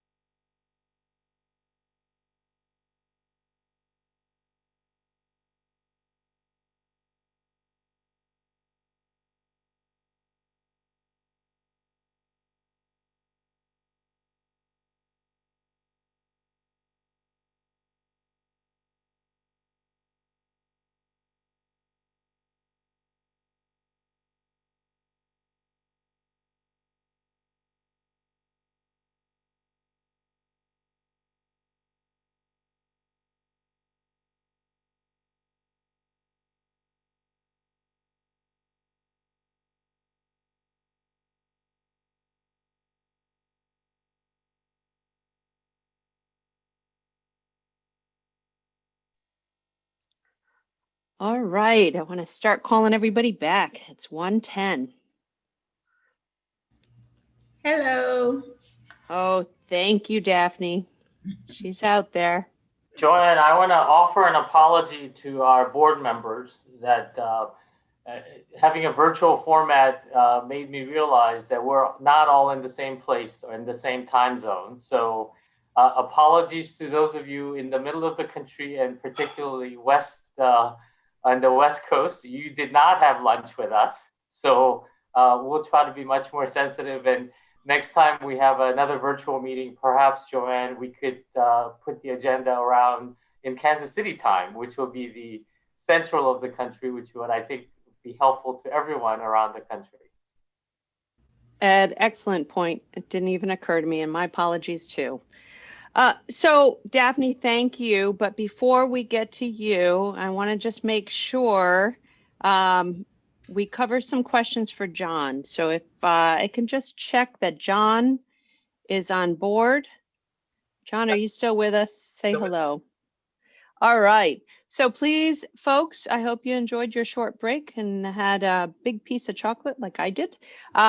So why don't you raise your hand if you have a question for John? There was a lot there, and we'll be able to drive it home with our case study examples. But Craig Holland, why don't you get us started with a question? Wow, thank you. Thank you, Joanne. Great presentation, John. I really appreciate it. This is Craig Holland with the Nature Conservancy. For the record, using the same. Excellent. Excellent. Well done. Usually I have to remind folks a couple times. Well, and Craig, by the way, that's another benefit of the virtual meeting is that not only are we recording this, but we have your name right on the screen. So thanks for doing it. But anyway. You're welcome. So I have a couple of questions for you, John, and thanks again for the presentation. You mentioned at the top of your presentation that the objective of the Opportunity Zone funds was to take folks that are investing in public equities and then move them into these fund vehicles. And I'm curious if there's any data or evidence to suggest that you're seeing sort of more traditional sort of public equities investors moving into tangible assets, which is what OZ funds are designed to invest into. Or are we just seeing sort of a moving of the deck chairs, right? Like just seeing traditional real estate investors that are taking a portion of their existing investments and then moving them into OZ funds. So that's my first question. And then my second question, and I'll go back on mute, is more of a comment. Big cities and even some mid-sized cities, they have economic development corporations, which, can serve as that liaison you were talking about, or marketing agent for a project. Sometimes they even own property. And most rural and small communities don't. So are there federal resources, whether at EPA or a combination of EPA and other federal agencies, that could, instead of funding or subsidizing project development, could actually fund dedicated staff within those communities to play that liaison role, or set up the agencies that can play that liaison role between the community and prospective investors and developers, which seems to be a pretty big gap. So those are my two questions. Thanks, appreciate it. Thanks, Craig. So let me throw out the first question. So the Opportunity Fund, are they effective? Are we seeing a lot of investment there? That is one of the challenging questions because there's not a lot of transparency or tracking associated with the Opportunity Funds. And at the moment, the only tracking is really that investor checking the box on their IRS form that says Opportunity Fund. And it's literally a one-line box that's now on the IRS tax form that says, Opportunity Fund. There's not a lot there. And that's between the investor and the IRS. It doesn't get sent to Congress. It doesn't get sent to communities. It doesn't get sent to us. So it's fairly close hold on that type of information, which makes it really hard to make any statement on what we're seeing. Do we know if the money's moving or not? There's a couple of portals out there that are relying on offered up information. Those are online, but I don't think those are really a good metric yet because it's still early and it's only voluntary. So it's hard to really give a good answer to your first question. The second one, I think is a good one because you're asking, how do you help bridge this gap by offering EPA programs the ability to fund staff or fund kind of this liaison role and kind of help this matchmaking. And I think that's a good question. That's a good way of kind of poking at EPA programs and seeing what flexibility is there. Can they do this? Have they thought of this? Do they already do it? I think that's a great question. I think in some places we're seeing money spent on plans or that type of facilitation to get to that end goal. Like in brownfields, you can use money to do planning or that type of revitalization prep work, or the technical assistance work that Office of Policy is now starting to roll out to communities is another way that EPA is bringing that to the table. But for specifically having them kind of like staffed in the community permanently, that's not something that has come up yet as a topic. So it might be something that's worth looking at.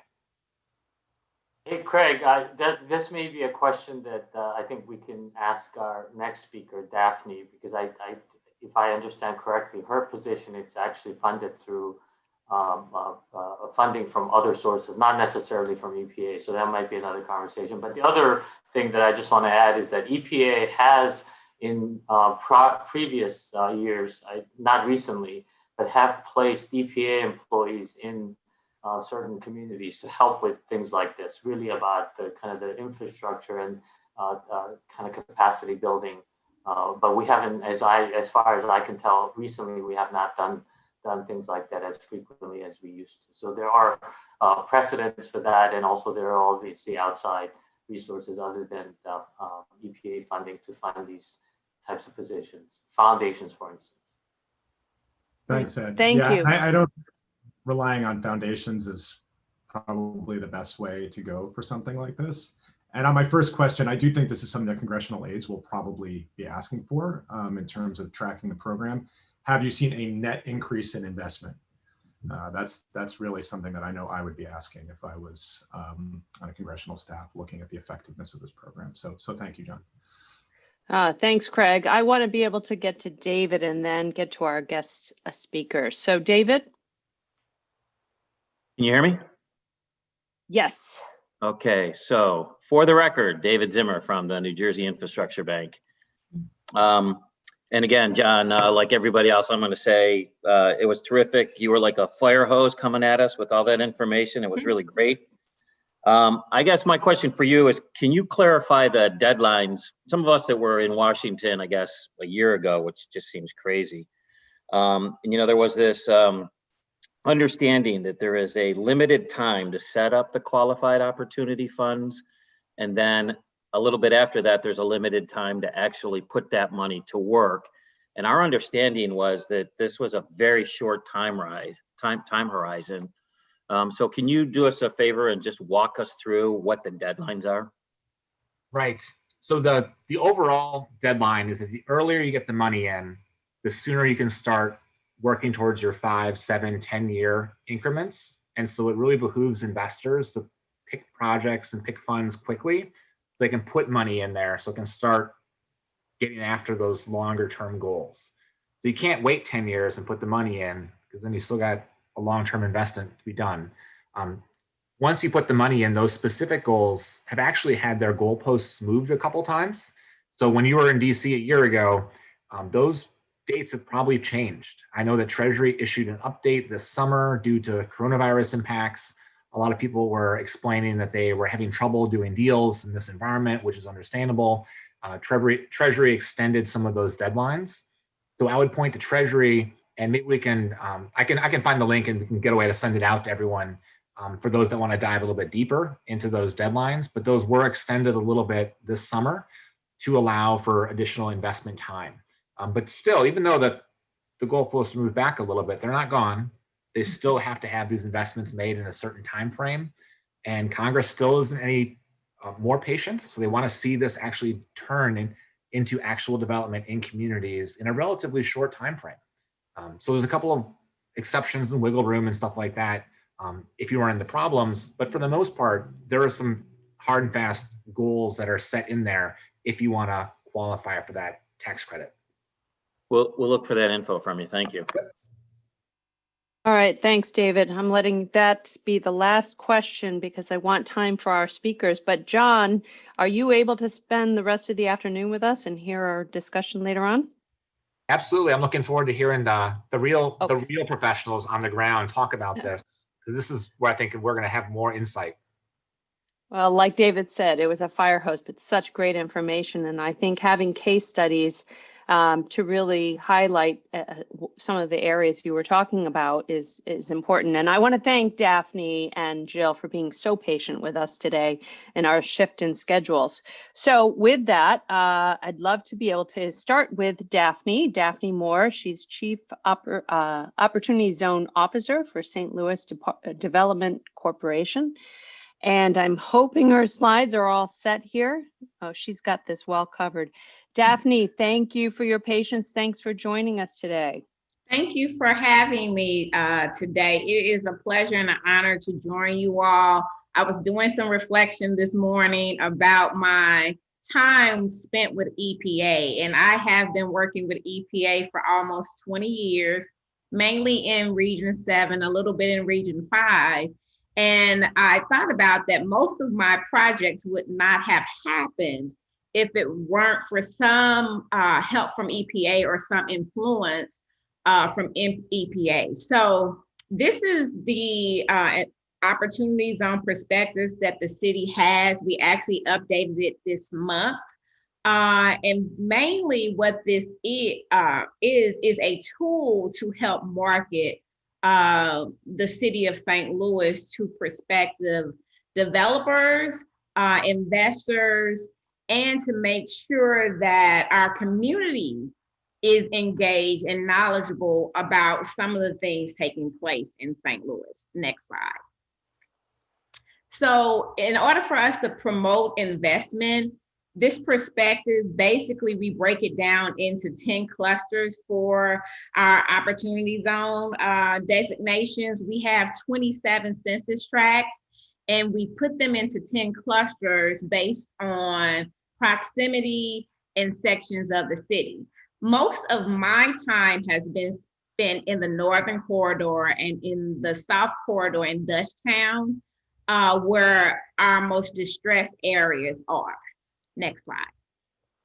So the main thing that we have been doing is really making sure that we try to identify some strategies, that we match some of the projects with investors, and then building partnerships, which EPA has really been tremendous in helping us build some strong partnerships on the local, state, and federal level. Next slide. So one of the things that we highlight in this perspective is, like, what is St. Louis good at? What we're number one, number two, and maybe number three a little bit. So really showing a picture of helping attract those investors into our community, which has really helped us garner a lot of attention on the national level for some of our projects. Next slide. The other thing that we've done, we have created two groups that have kind of been a little hindered by the COVID-19, but we have a opportunity zone working group, which consists of banks, developers, nonprofit CDCs, and then other community builders within the community. The other group we have is our community engagement working group, which is some citizens and some local nonprofits that help with neighborhood development resources. And what we've done is try to help them identify projects, create projects that could potentially be an opportunity zone fund, or how they could work with a developer in an opportunity zone fund. Next slide. So we have been working to offer some technical assistance to those areas who, what I call, we're a city within a city. A lot of times people think of major cities as this one thing that's working together. Well, that's normally in low-income areas, doesn't always happen. So we've been trying to intentionally look at our most distressed areas. As many of you are aware, St. Louis has a lot of either vacant land or vacant property. And The city, technically our LRA owns over 12,000 vacant property / land. And then there's a large portion that is private land that is vacant or dilapidated buildings. So we've been trying to make sure that there's some technical assistance through CPAs, legal, and potentially helping with that back office to make sure that small developers and the community is not left behind when developers come into an area and want to use the opportunity zones as a tool. And then on top of that, what I've been doing is making sure whoever wants to develop in the city of St. Louis to make sure that they know that they have to include the community, whether it's an opportunity zone or not. Next slide. So funding, we know that funding is definitely a big issue. And what we've been really trying to do is to develop a toolbox from the St. Louis Development Corporation side, and also some of our sister agencies like CDA and PDA. Like, how can we use the current resources that we have to attract development? And then also, how do we work with our state and federal partners to attract some of the resources that they have? So we are trying to get the city to create like 4 to 5 different funds.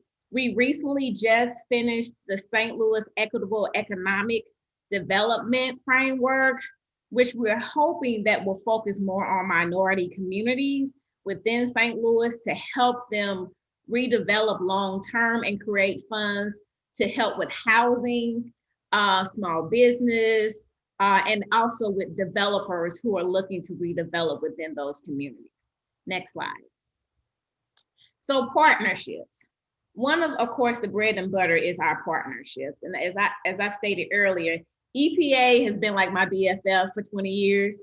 And it's important that we have federal agencies that are willing to go the extra mile for us. Because oftentimes as a city, we may be limited in our outreach in certain areas. Like my position, I'm basically an office of one. I do have someone who helps occasionally part-time with the OZ opportunity zones in St. Louis, but EPA has really helped me do outreach that I probably wouldn't have been able to do without EPA's assistance. Next slide. So one of the things in our perspectives that we changed was we highlighted some of the things on the federal level that were being done. And the Envision Centers was one of those important things that we wanted to make sure that was in our new document. We have 3 within the city of St. Louis: Friendly Temple, Missionary Baptist Church, Better Family Life, and then the Flance Early Childhood Center. So we are trying to work with them to make sure that those in those opportunity zone areas are highlighted in everything we do. Next slide. So another thing that we did within this updated perspective is highlight some of the things that are in opportunity zones or next to opportunity zones. So NGA is being developed in St. Louis in one of the low income areas that has a lot of vacant property. So we have been really branding that area, and the areas that are connected to them or maybe 5 minutes away to say, hey, we have this great development coming. Now let's look at the rest of the community and see how we can, one, not displace people, but also build upon this great new development that's happening. The Brick Greenway, I'll talk about next, and then the Foundry are 2 projects that we have really been pushing along with our development. So you see a theme. We're trying to connect everything that's going on in the city of St. Louis that's positive with the areas that we know need to be redeveloped. Next slide. So Harris-Stowe State University, it sits right outside of downtown within our Midtown area. And the Brick Line Greenway is going to go directly through the campus. And so we are highlighting areas like Harris Stowe and areas that have a lot of vacancy within the city as part of those developments. The Brick Line is supposed to be 22 miles of greenery, artwork, biking, walkability. So there's a lot that will be going on, and we're hoping that that will help with development around some of the most distressed areas in the city.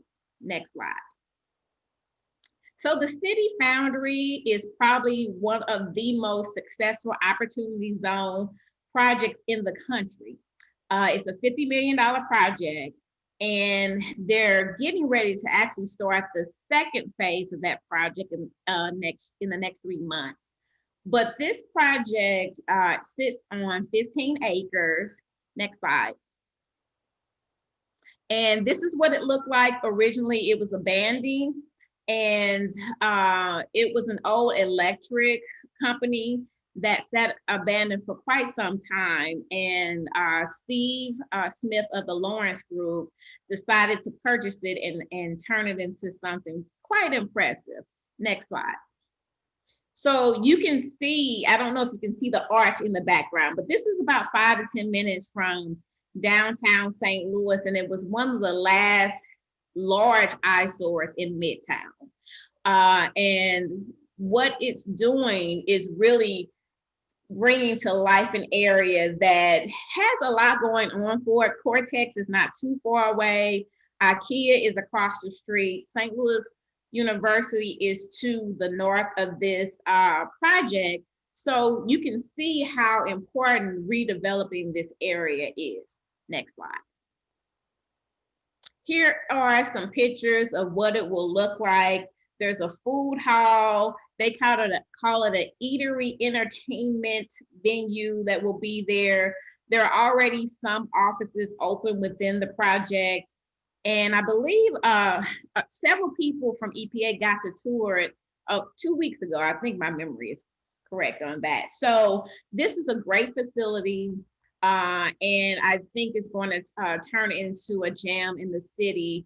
And last week they did a minority food truck event that brought out vendors to celebrate culture. And they've used a lot of minority participation on this project, and they continue to make sure that it's diverse in thought. A lot of the eateries will be minority owned, which is a great opportunity for a lot of our entrepreneurs and startups. Next slide. So this is a look at the second phase in the yellow. They are currently raising opportunity zone funds and looking at some state and federal incentives to do the next phase. So we're excited about seeing where this goes. So you can see on there, it's 2 miles from downtown and 2 blocks from the Central West End, which is a popular neighborhood in the city of St. Louis. Next slide. So one of the opportunities that we had since I've been there, the Rockefeller Foundation actually funds my position for 2 years. And we were able to create a website to help people with projects and people who wanted to invest in St. Louis. And so we have 2 portals where you can upload your project and do a little 2-page synopsis of your project. And then anyone in the country can look at your project through the Opportunity Exchange. And if they show interest, they can reach out to the city or to the project person about their project, which I think is really cool. We also have maps and information and resources that investors and developers can use. And also we wanted to make sure that the community could use this tool as well. We have a map where you can type in an address to see if you are in an opportunity zone. And then of course, contact information and making sure people are educated about what opportunity zones are. Next slide. So one of our biggest things that we recently did was the EPA Office of Community Revitalization in EPA Region 7 held Opportunity Zone technical assistance with our partners, North Star Community Partners. And this group is 5 organizations that have come together in the Northern Corridor to work together to rebuild North St. Louis. Oftentimes, most agencies and organizations work separate in the city of St. Louis.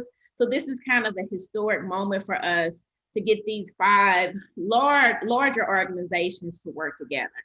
Next slide. So Friendly Temple Holding is one of the organizations.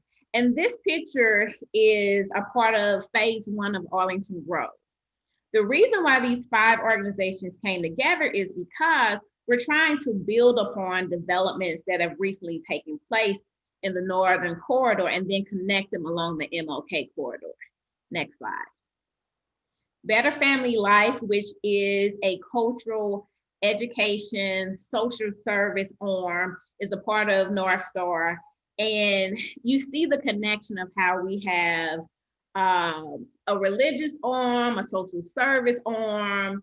Next slide. Then you'll see a development arm, which is the Greaterville CDC, who has done some development with Dick Gregory Place. So you can see a theme of working together, and each organization has an expertise.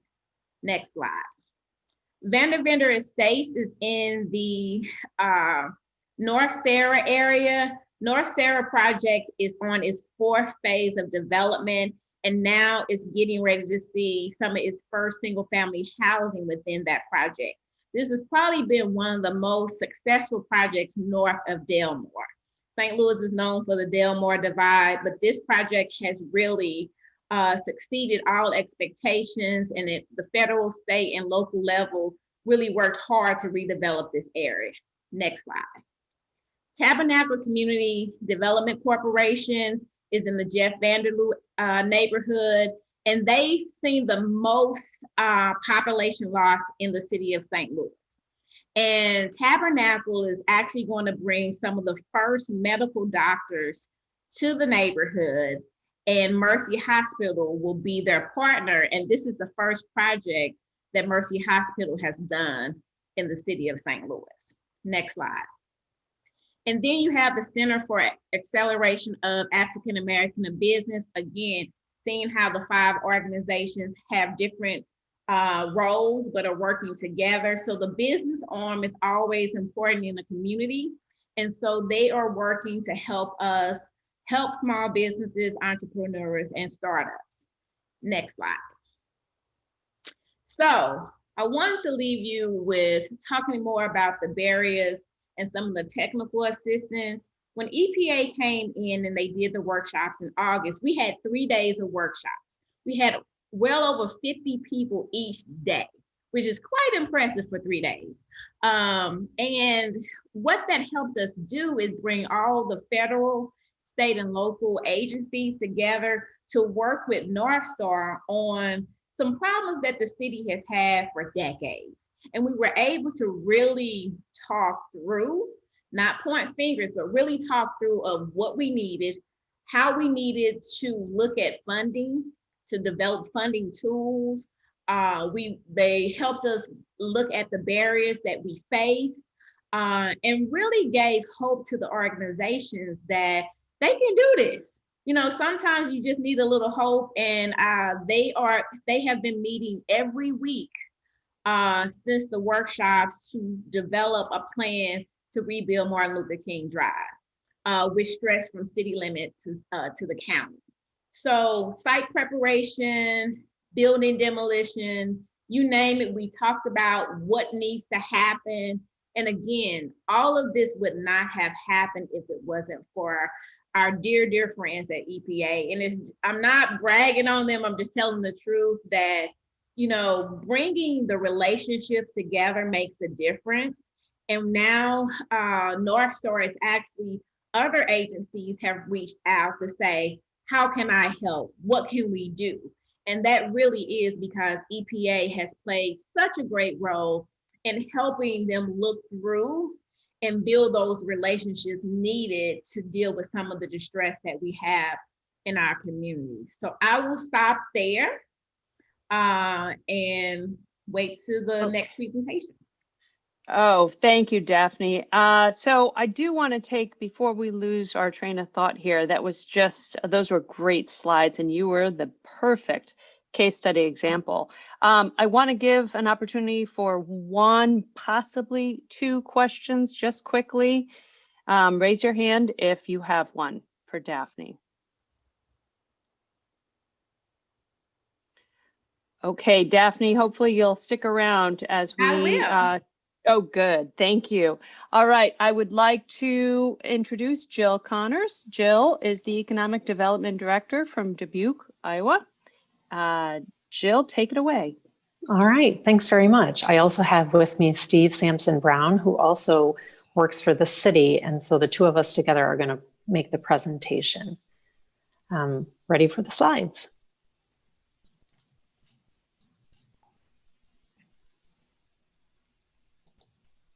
While we're getting there, I just want to make Will's got you covered. Okay, I'm sorry, Jill. No, that's all right. Will, you got her? Go ahead. We'll do our little intro while he's pulling up. I'm the Economic Development Director for the City of Dubuque. And Steve? I'm Steve Brown. I'm a project manager in the city's engineering department. Worked on a lot of infrastructure projects, involved with over 50 riverfront leases. So as a traditional civil engineer, I do more economic development than I'd prefer to. And he's great on it. He is great. We're happy to be here today just to present to you our story, share with you what we believe is the success that we have before the Opportunity Zone program was created, and as well to talk to you a little bit about the barriers that we've been having and the Opportunity Zone program really eluding us despite our capacity to undertake really large and difficult projects to date. Okay, I'm just checking. Will, how's it going? Apparently, he just texted and said they're not ready. All right. I love technical difficulties, but I'm sure we're going to get it up soon. Sure. Jill, do you think you can do it without, if you have the presentation by you, maybe you can just talk through it, or do you want to wait for the slides? Sure, we can start it. I'm resending them to him right now, Joanne. Oh, okay. Jill, we'll give him a minute. Sure. Thanks for your patience. Absolutely.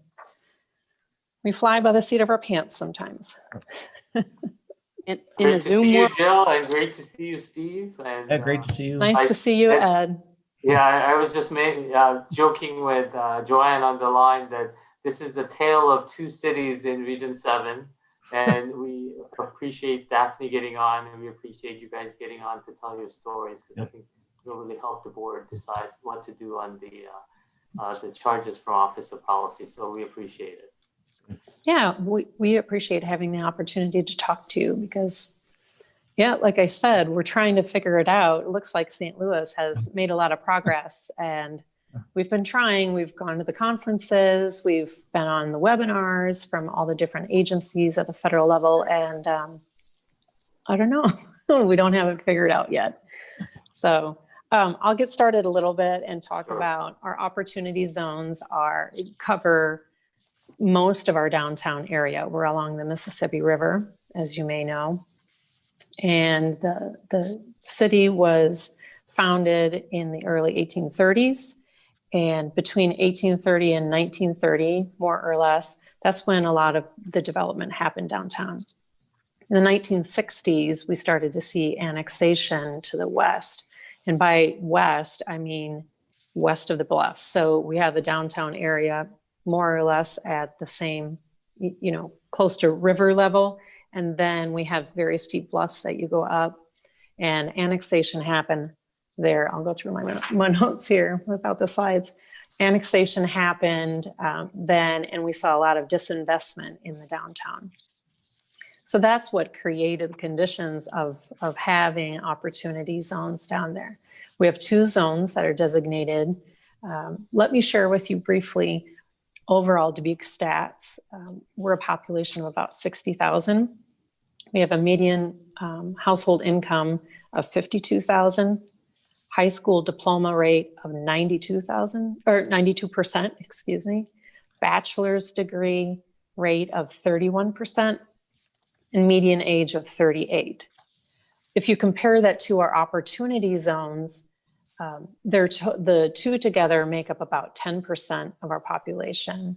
The household median income household is somewhere between, let me see, right around the $30,000 level versus the 52,000 in the rest of the community. High school diploma rate around 80% instead of 92%. Bachelor degree rate in one of the zones, it's only 14% compared to our 31%. And they're also a younger demographic, 30, 31 years of age as opposed to 38. So there's a lot of children in the area. As John mentioned earlier, these zones tend to overlap with other injustices that we see. And so in our opportunity zones, we see overlap with higher rates of teen arrests, lower life expectancy, and other injustices that we see. We see a lot of, I would say most of our people of color in the community live in this, in these 2 opportunity zones. And so there we see disinvestment paired up with, unfortunately, creating a disadvantage for the people of color in our community. We doing okay on those slides, or how are we going to keep going? Jill, you're a trooper. We're trying to see me grabbing my papers over here. Jill, if you could keep going, and we'll catch sure. up. Sure. We're still having some Right. difficulty getting it up. So how we're going to, how we promote investment in Dubuque, one way is that the city reaches out to secure funding from large state and federal agencies, including the EDA, the EPA, the FTA, HUD, you know, all the acronyms. And we use those funds to do our public infrastructure improvements. And then that's the catalyst then for spurring private investment. And what good example are the brownfields grants that we get from the EPA that can really catalyze hundreds of millions of dollars of investment. George Kelly mentioned earlier the capital stack that's needed to put together projects. And I would say particularly in these smaller towns, because of the conditions, you know, piece of lumber, a piece of drywall costs the same here as it does in Chicago, but people make less money. And so it's hard to pencil projects without a multitude of layers put in there.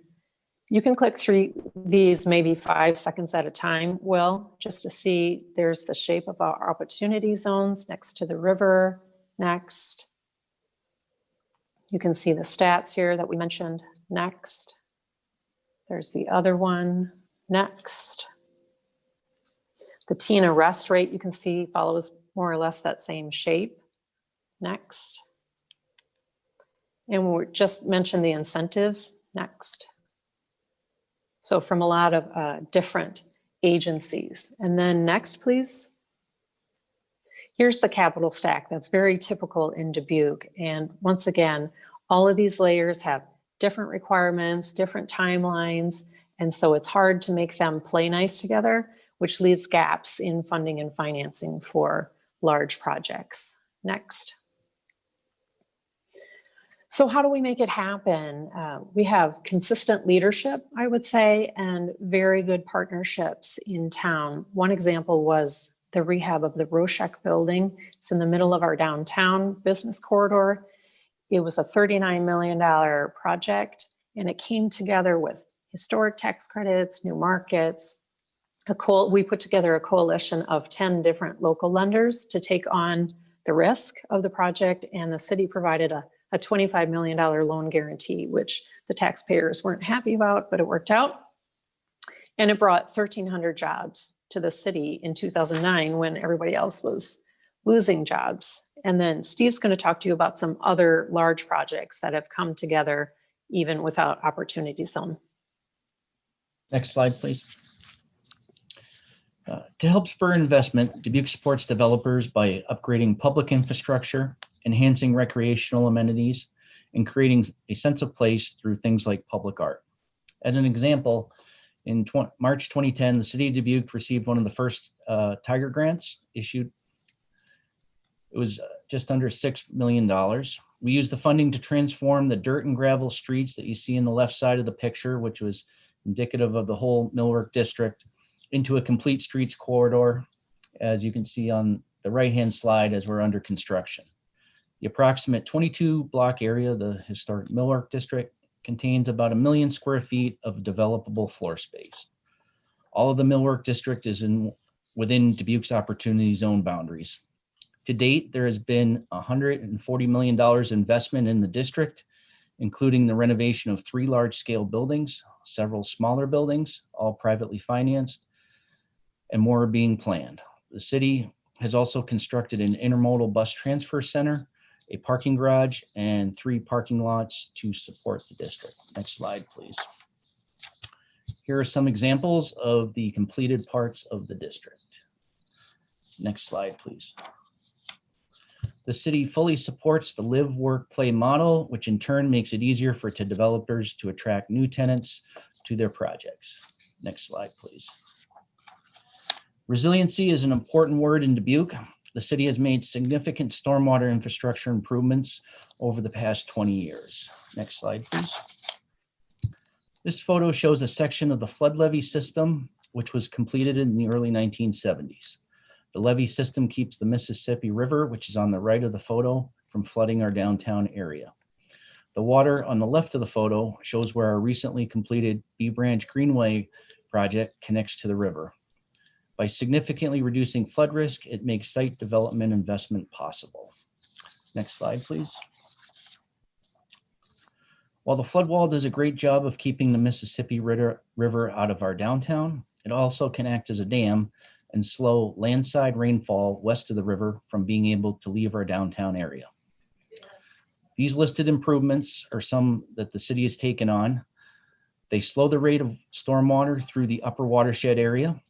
They increase the safe conveyance of stormwater through the flood-prone areas in the downtown and our opportunity zones, and reduce the total volume of stormwater.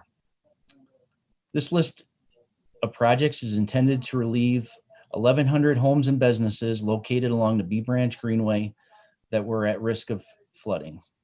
Almost all of them are located within our 2 opportunity zones. Of the $237 million project budget, we've completed close to 60% of the projects listed on the screen. Next slide, please.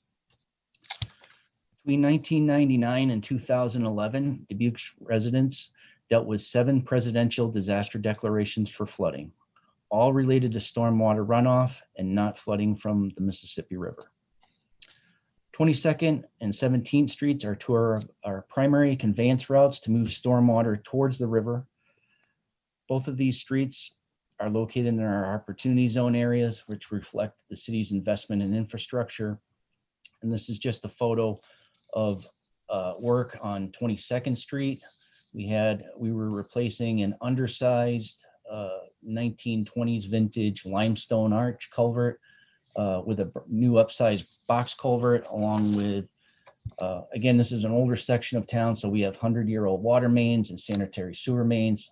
All those were replaced under this project, providing greater reliability for people served by those utilities, along with what you see above the surface of the pavement. Next slide, please. This is a photo of the lower B Branch phase, which has been completed in 2011. The water you see in the photo all used to be constrained to a 10-foot by 20-foot concrete box culvert underground. By daylighting the creek, we were able to restore the natural floodplain and create a community amenity. Next slide, please. This is a view of our upper B Branch Creek Greenway section. On the right-hand side of the photo is a section of our multi-purpose trail that runs over 20 miles west to Dyersville. And then from this location, head south to the lower B branch and eventually connecting to the historic Millwork District. The trail provides safe alternative forms of transportation between our workforce housing areas and employers located within our opportunity zones.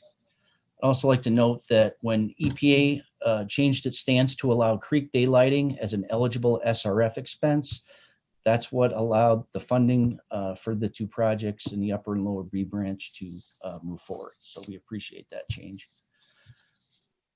Next slide, please. The B Branch Greenway is rapidly becoming a community gathering destination. In 2015, before the project started, as the project manager on the Upper Greenway, I used to watch as kids would get out of school, get off a bus, head straight home. Now kids get out of school or get off a bus from the three area neighborhood schools. They stop, play, interact with nature in a way that was never possible. Next slide, please. This photo shows another project along the Greenway and is in the heart of our opportunity zone. A few years ago, the city purchased the Bloom Junkyard, which was a significant source of blight in our downtown area. We were able to leverage 2 EPA cleanup grants to help the city defray some of the cost related to redeveloping the site. Next slide, please. This photo shows how this site connects to the Greenway corridor. The area between the railroad tracks and the open channel is what is known as the East Bloom site. This was our first EPA cleanup grant, and this site has now been fully remediated. Next slide, please. Why is investing in the redevelopment of this location worth the effort and resources? The Dubuque City Council includes equity and inclusion as part of our vision statement. This site is in the heart of our most disadvantaged neighborhoods. Through the public engagement processes required by the EPA cleanup grants, our community has envisioned relocating the city's recreation department headquarters to this location and having it serve as a neighborhood outreach center and greenway maintenance facility. Next slide, please. In Dubuque, it is universally understood that in order to best serve people working to overcome poverty, services are most helpful when they are centralized into one location. Because low-income wage earners do not have enough flexibility in their work hours, children's daycare schedules, and transportation options to travel around and visit multiple locations that provide them with assistance. Due to the Bloom site's location in the downtown, it is an ideal place to provide consolidated city services. Next slide, please. The outcome of the community engagement plan on the East Bloom site calls for unique outdoor play options for families. I'd also like to mention that because of the visioning done through the EPA grants, Mr. Bloom, the former site owner, and his wife has donated $400,000 to support the build out of these concepts shown on the screen. Next slide, please. So why do we do all this? The city's investments in community gathering spaces, because they become locations to where paths of people from all backgrounds begin to cross, where social capital is multiplied, trust is cultivated, and empathy for others is bolstered. Our built environment is purposely designed to enhance quality of life for all. Next slide, please. We've got one more large project here that we want to talk to you about before we get to the barriers as our final section. This is next to the Mississippi River. It's our North Port, we call it. It originally had heavy industry in the whole area. And in 2002, we received a $200,000 brownfield grant, which has resulted in $800 million worth of investment now to date. Next slide, please. Here's the current condition of what you just saw. Amenities for the public, allowing our residents and tourists to reconnect with the river, which we felt was very important. Next slide, please. $800 million in redevelopment has allowed for business headquarters, entertainment options, historical monument options to be made available to our community. Next slide, please. Including a marina. I think this is a pretty cool shot looking back at the city from the edge of the port. Next slide, please. The next step we believe, and Ed, you visited the site of this. We drove past with you and with Stan. The potential now to have in the Northport some residential options. We're pretty excited about this, a $25 million investment.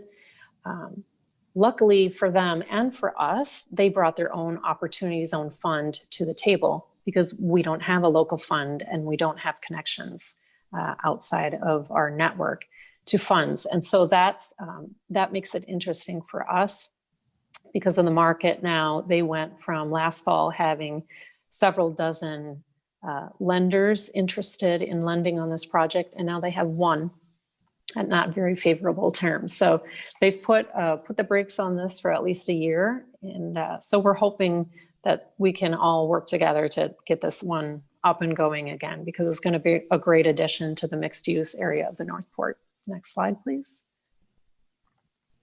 Here's some examples, the cover pages of several prospectus that we have pulled from various communities in our area. And, one of the questions that we have is how necessary is this? It looks like St. Louis is doing a great job of marketing their opportunities, from both sides of the coin. But we know that we don't have the know-how or the financial ability at this time to make something like this happen. So next slide, please. Why don't we have a local opportunity fund? In conversations with local investors, we understand there's basically a lack of interest. They prefer to use known investment strategies as opposed to trying something new. Like I just mentioned, we're not connected to any outside funds, like John mentioned, I believe, chasing that invisible money. Where do you find it? And then, as I also mentioned, a lack of resources to shop out potential projects with a prospectus, even though, as hopefully we've demonstrated, we've got the capacity to do great things here, but we don't know how to tell that story outside of our community. Next slide, please. George Kelly mentioned earlier, and I think John repeated it, that there's so many layers needed in large projects that they become very complex. And so this can scare away all but the most sophisticated and motivated investors, which we know not all are. The more layers you have, well, the more complex it gets, the more accountants and attorneys you need, and it drives up the cost even more. The fact that the Opportunity Zone program is a layer, but it's only icing on the cake. It's not the cake. And we have gaps in the cake still in a lot of projects here. As I mentioned before, costs for materials and labor are very similar here that compared to larger metros, but we don't have the salaries locally to support what it would take to, for rents to debt service these types of projects without filling more gaps.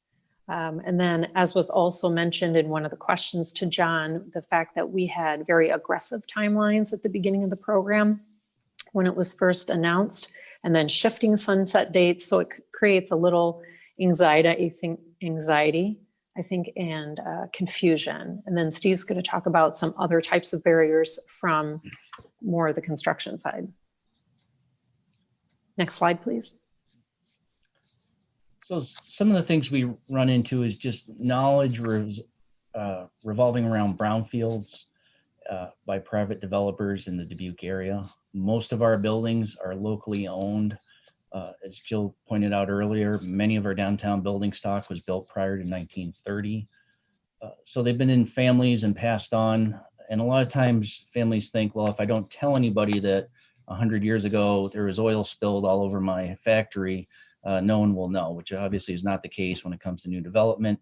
So just even developers understanding as purchasers how to get innocent landowner protections to apply.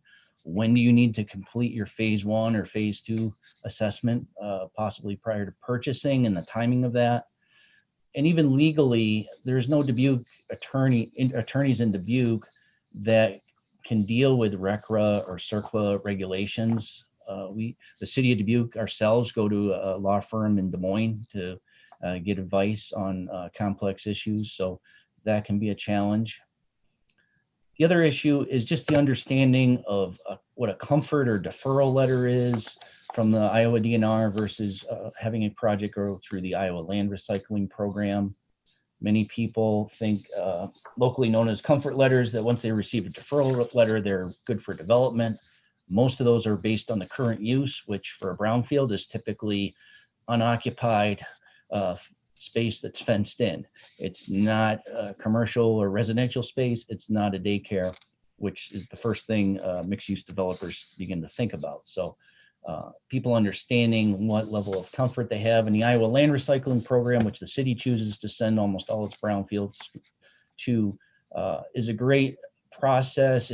To me, it provides an independent layer of review that local citizens can understand and trust that multiple people are looking at this and the future use of the land, if it's a city park or whatever might be envisioned, and understand that the site is safe. And even though there were contaminants and may still be contaminants capped in place, they're done so in a responsible way that will not increase the risk for those living and using the property. The other thing we run into, again, with our pre-1930s development, every time we touch federal funds, our friend Section 106 shows up. So if we're doing asbestos abatement and building deconstruction, a lot of times with federal money involved, Section 106 is a significant issue for projects in our downtown area that the city executes. So we also have learned from our staff that we collaborate with at Region 7 that the Section 106 office at EPA is not the largest staff section in the whole department. So some of those reviews can be timely, take some time and extend project timing. So something to consider as part of your project schedule. And just, again, getting developers, especially the medium size and smaller buildings, to understand Dubuque does a lot of master planning, and there's a vision for how their piece of property fits into it. And a lot of times they're looking at potential uses that run contradictory to the major build out, and that can be a concern or not a best fit for their use. Next slide, please. One of our next big things is the Southport, which is located at the southern end of the Dubuque's downtown. It's currently a brownfield area. Extensive brownfields are present. The city owns some property. There are also private property owners involved in trying to get both city landowners and private property owners to be on the same page to consolidate parcels to facilitate larger build outs can be certainly a complication. Also, the city there is currently a lack of vehicular and pedestrian access. The one road that crosses a railroad track is often blocked for 20 minutes or more, several times a day by trains. So the city would need to invest in a separated grade access at a cost of probably $15 or $20 million. So the city needs to understand the timing of private development, so we have the budget in place to make that happen. Next slide, please. This is what's known as the Dodge site, former wharfage transloading terminal back in the 1940s and 50s. It's also a brownfield site. It is currently part of our EPA multi-purpose grant and will be cleaned up under that. And it is located within our opportunity zone here in the Southport. You can see it's a great site for redevelopment. Mixed use development sits right on the river with amazing views. Next slide, please. Located here is what's known as the former Sinclair Oil Terminal site. It is also a brownfield and is part of our Southport master plan, yet it currently sits just outside of our opportunity zone boundary, which stops currently at the US Highway 20 bridge in the background. As the city builds out the master plan for this area, it would be nice if opportunity zone funding could be extended so that this area could also be part of a developer's capital stack. Next slide. So as Steve mentioned, that down by the bridge, we have an area that's literally the same part of the same parcel, but it's split off and not part of the opportunity zone in an area where we really need to have a larger vision. And then just north of our opportunity zone, we have another 43-acre site that's blighted and no longer used because the company has left town. Next slide, please. This is a former manufacturing site. with a lot of identified contaminants actually above and below ground. It's since been raised. Next slide, please. But you can see from some of the interior, next slide, please, and exterior conditions that it's very blighted. Next slide, please. And again, you can imagine from what you see here that because the foundations were not removed during the raising of the building, that is still a very challenging site. Next slide, please. Well, we're getting close to the end here. Just want to recap and say, show you that we're very successful in a lot of the projects we have undertaken. And we're looking forward to being able to use opportunity zones to add to all of these good things that we have going on in Dubuque. Thanks. Last slide. Jill, Steve, thank you so much. Really appreciate that. I want to take just a couple questions if there are anything you want to ask our guests, but then I want to jump into a good group discussion. So raise your hand if you have a question for Jill or Steve. All right. Again, thank you so much for your time today and being a trooper on the slide difficulties we had. Thanks so much. Thank you. What I want to do now is spend the next, let's see, Ed, if we spend the next at least half an hour, a little bit more on discussion. I want to remind some of the former members of the process here. I want to just make sure that the new members are aware as well. So usually charges that are brought, that originate from EPA, we generally accept them, but we have to have a discussion. We have to all be comfortable. It has to fit within our expertise. We've had this brought now, as Ed said, this is our third time around, and it seems like there is so much interest in this. So what I want to do is just go through what was in the SOP just very quickly, so you're understanding sort of my train of thought here, and I'm going to lead you down this path. So the first thing that usually happens is that we deliberate as a group. We listen to presentations of the topics, and we could call for a motion to develop a draft EPAB work charge on this topic. We already have one from before, but there are new members, new expertise, new ideas coming out that I heard today that we might want to fine tune this and not just stick with the old drafted charge. Usually what happens is an EPAB member offers a motion to develop a work charge, and it's seconded by a different member. Usually a simple majority in attendance is necessary to be able to approve it. And then we start working on that draft charge. We'll get a group together.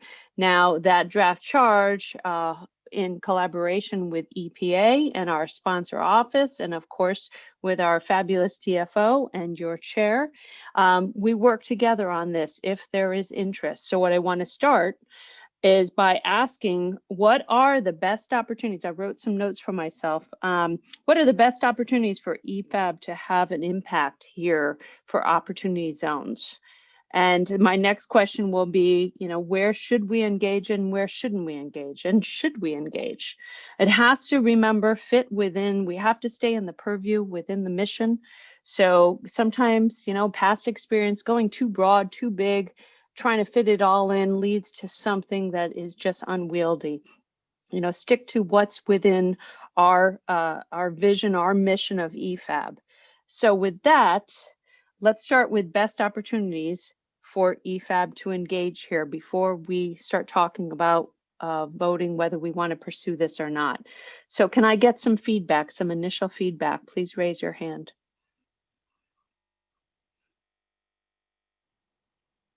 Okay, Dennis, you want to start us off again? Go ahead, Dennis.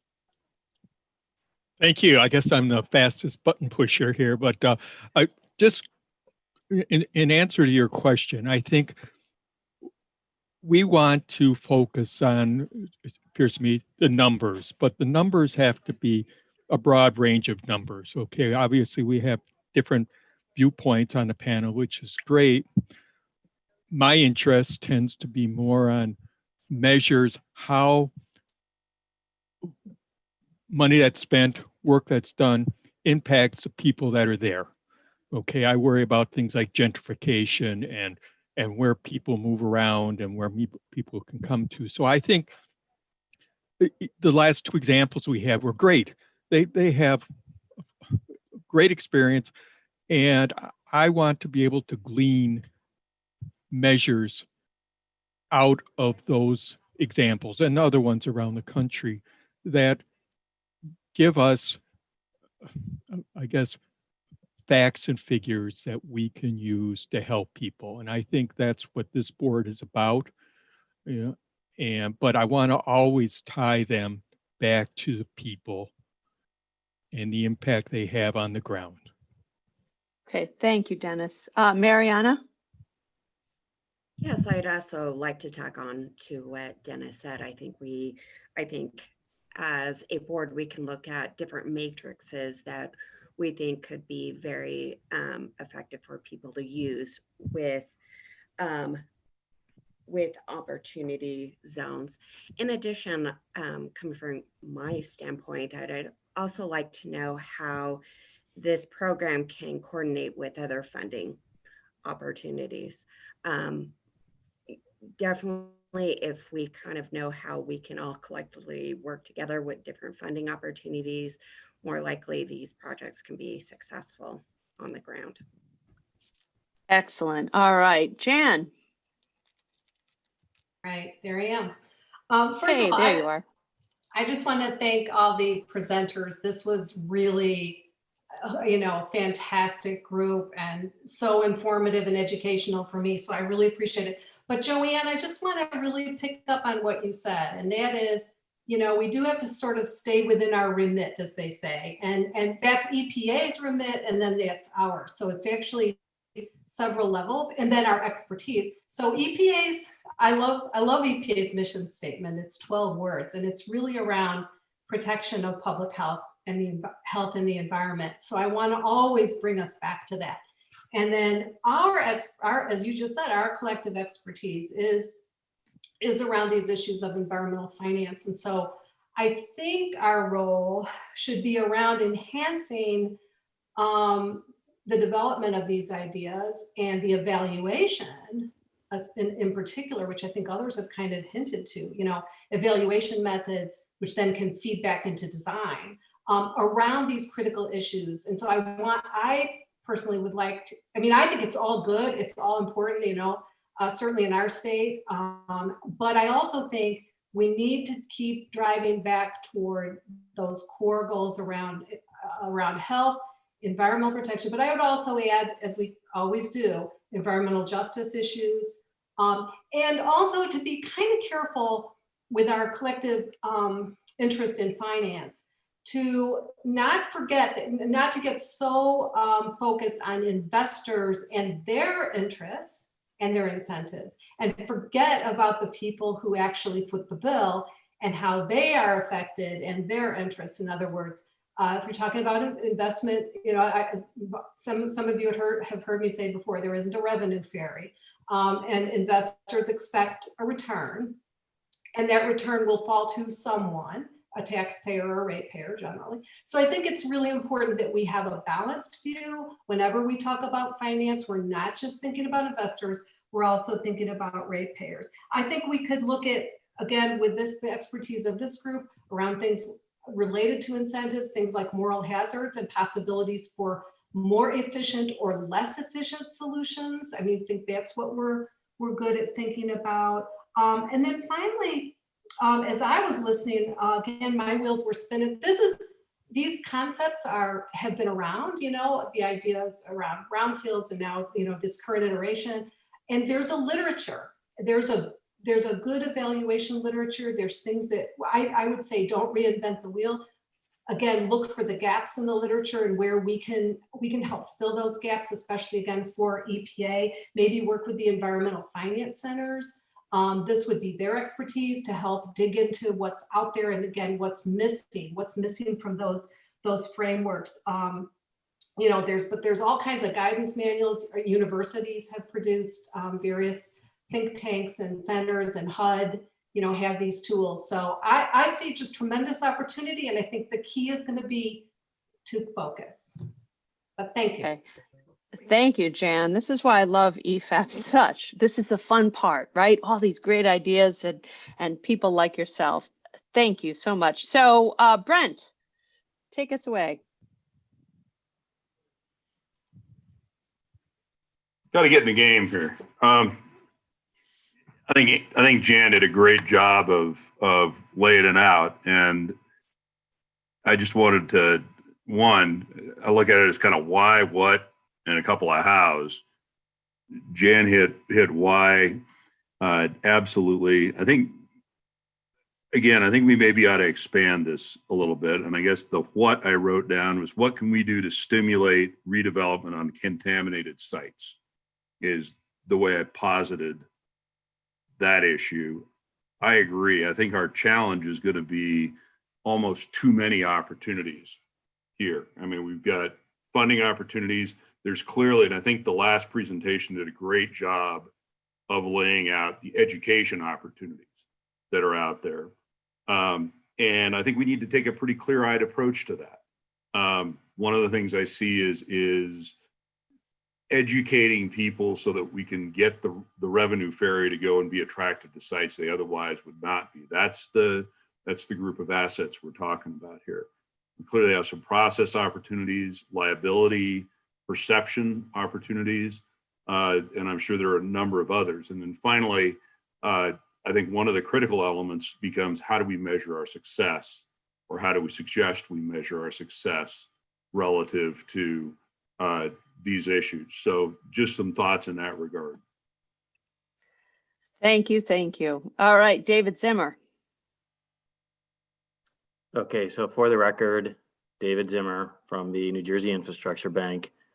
I don't want to lose sight of the fact that the conversation, at least from the people that presented earlier this morning, this initiative is an initiative out of the White House, right? So I look at this as it's somewhat of a unique charge from my perspective, the 2 years that I've been on the board, in that the charges that we've handled before all seem to have focused traditionally on EPA's work. And I look at this charge as, yes, it's EPA's work, but EPA's work as it fits into the entire federal government. So all of the agencies that are putting forth and trying to communicate and coordinate on making opportunity zones successful, what does that take, and what does EPA have to do to play its part?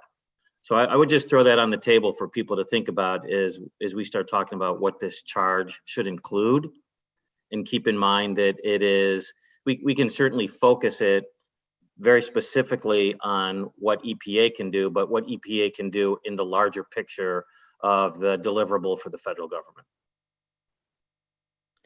Okay, thank you, David. Sonia. Hi, this is Sandra Favors from the National Society of Black Engineers. That is who I represent on this team, but I also have the pleasure of working with the state agency and deal with brownfield redevelopment quite extensively. And I do agree that I think this is a unique opportunity when you're on a finance board talking about a program that ultimately deals with finance, but is an initiative of EPA. One of the problems that we constantly see in this arena is that there is a lack of understanding of how the programs interact with each other. So that educational piece is essential for developers, for nonprofits, for local government.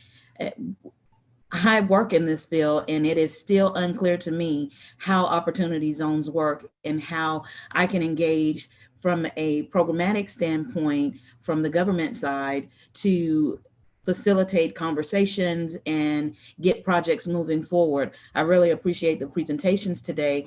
They really gave insight on things that I can share when I go back into that space. I really want to understand the charge. I really want to get a better understanding of how we as a board would impact some meaningful change.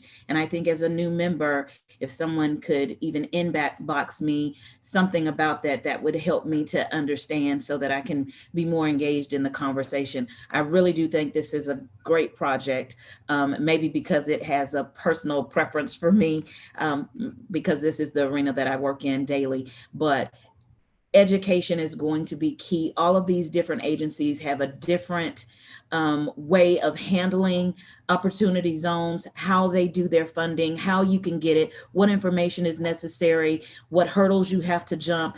And so if everybody's asking people to jump over very different hurdles, it makes projects very difficult to go from beginning to end. So that is something to think about.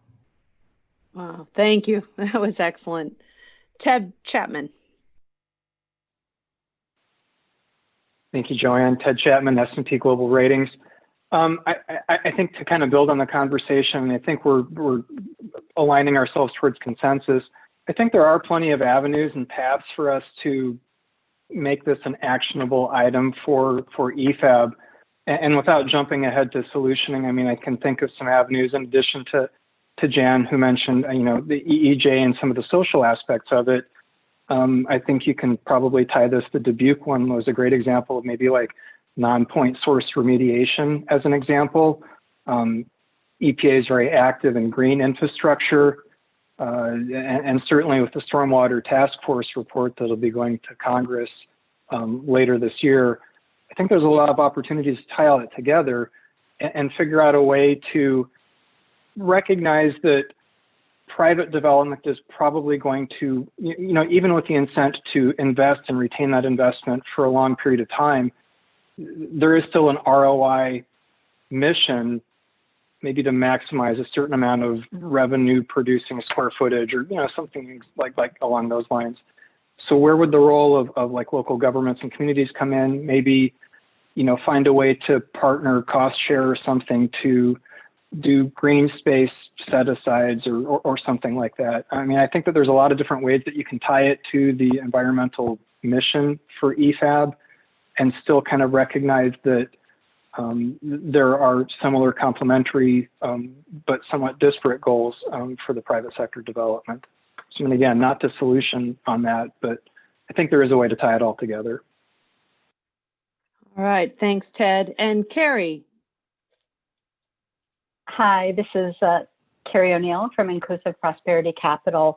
And as a new member, listening to all the just excellent presentations this morning and this afternoon, I'm a little overwhelmed in trying to think about how to take up a charge that would be productive and useful on this really challenging space.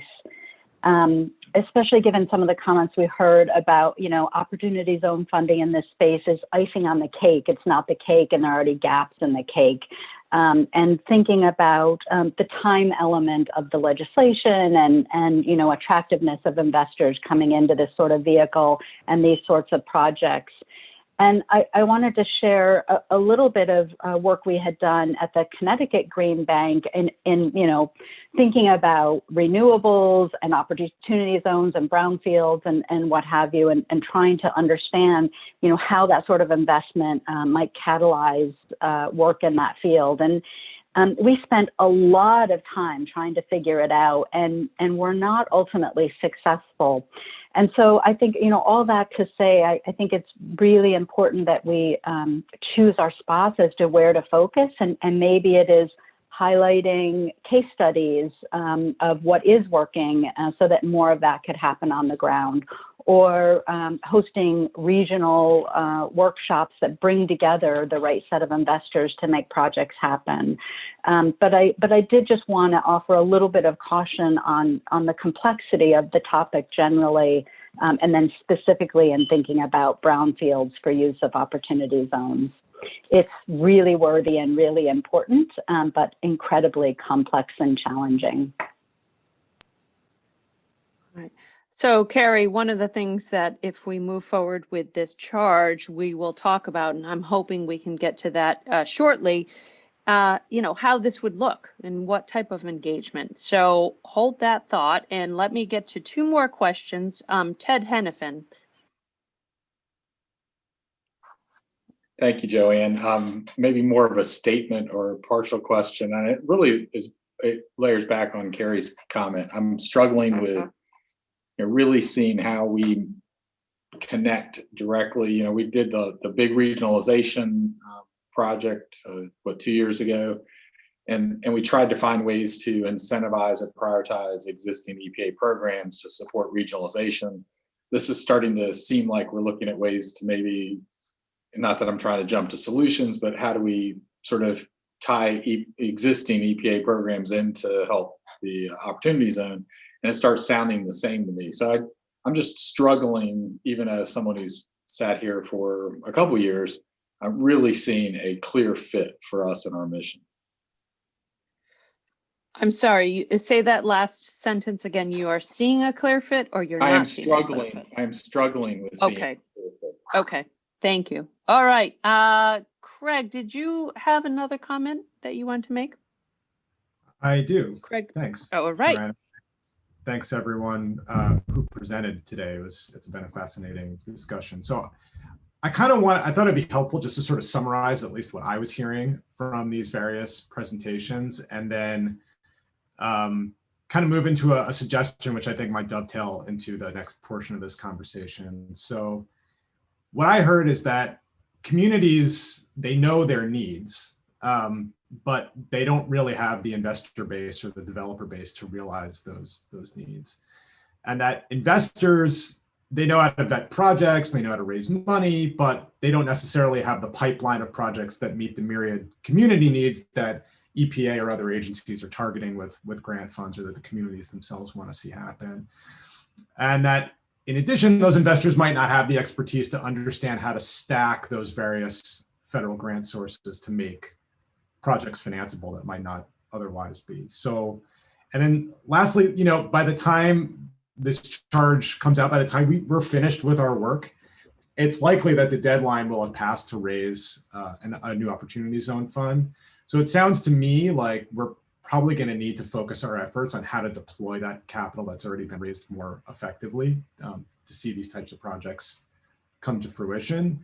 So I know I'm jumping to solutions here. Like I said, this will dovetail nicely with the next portion of our conversation, but this would be my suggestion, which is we sort of focus this charge on how to make investors aware of the opportunity to drive social and environmental metrics that they wouldn't otherwise consider, by understanding how to stack those federal grant opportunities, which really is our remit, especially EPA grant opportunities.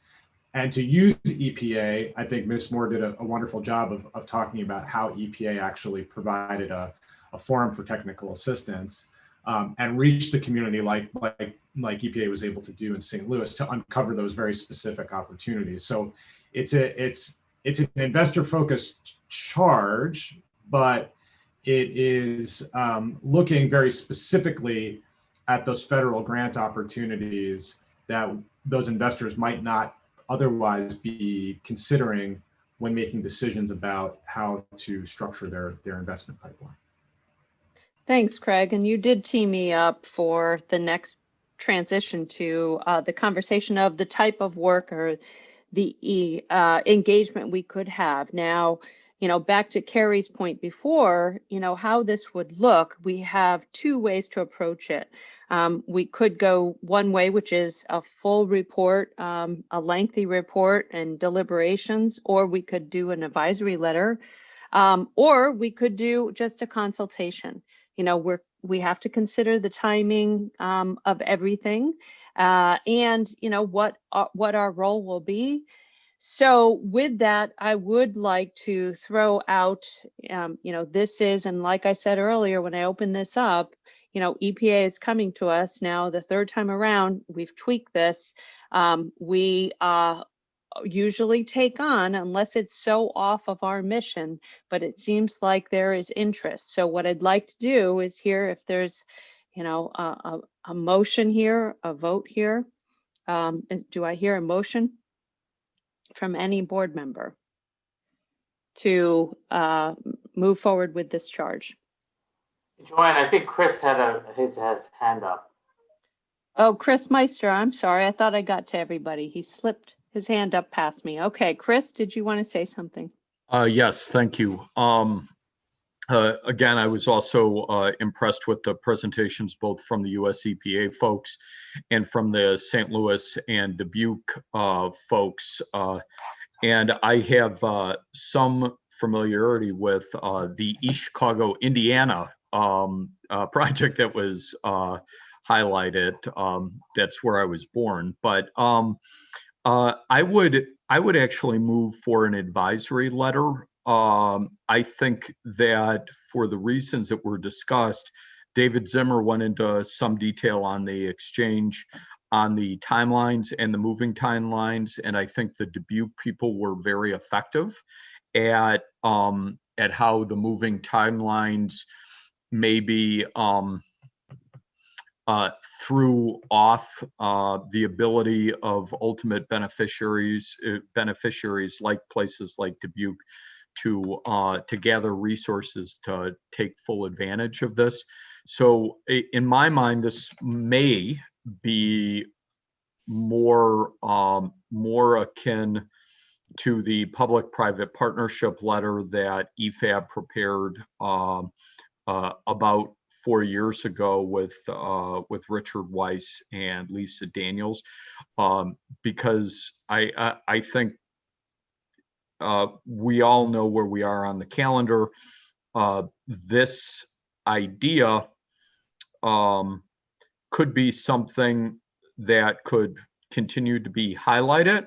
It could be timelines could continue to be extended. And I think that probably the quickest way to address it is some sort of fairly quick turnaround advisory letter. Okay, thanks, Chris. Do I hear any other comments, feedback?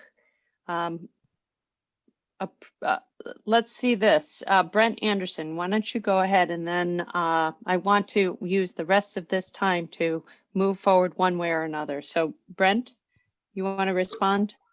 Yeah, maybe I'll throw out an alternative proposal. I mean, I appreciate what Chris, oh, by the way, Brent Anderson, Resite Holdings for the record, just to get that straight. Maybe an alternative approach.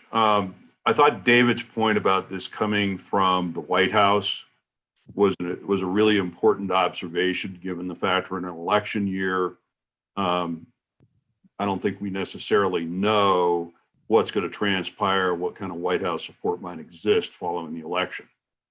But this is an important issue. It's been one that's been around for a long time. And so I think I would suggest we take a more formal approach. We may want to do an advisory letter, but I'd suggest we accept this as a charge. And in addition to the White House support, we're obviously going to need to have EPA constituency to support it as well. And so I think a charge to evaluate what EPA can do to promote investment in contaminated sites and opportunity zones and other similarly situated situations is what I'd like to offer as a motion. So could you, Brent, are you saying that you're moving forward to propose this as a charge for EPAB? Are you making that motion? I would propose we accept this as a charge for EPAB, yes. Okay, does anyone want to second that? This is Dennis Randolph, and I'll second that. Okay, thank you.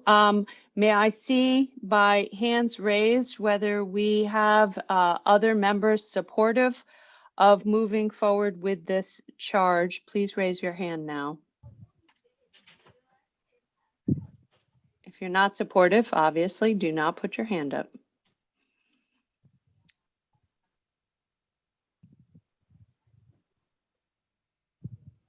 Okay, I'm trying to count here. If everybody would give me a second. All right, it looks like 1, 2, 3, 4. Ed, does that look like we have the majority? I want to just see that I'm counting. I'm also correctly. having trouble counting in the virtual world here. Yes. Joanne, this Okay, is John Jones. Tracy. I'm having trouble raising my hand, but I'm in favor of that. Oh, thank you. That makes a difference. Okay. Tracy, can you help me count here? Ma'am, I cannot see any hands raised. So No, I think we have. All I'm gonna just count off. Hold on for a second. Let me just. Yeah, we have to make sure. If everybody could bear with us. could we roll call like we did earlier this morning and just? Yeah, Joanne, maybe we need to do a roll call because if people are having technical difficulties, you may want to just go through the. I just don't know how to raise my hand. Yeah, exactly. Oh, all right. Say yay or nay here. So Ashley.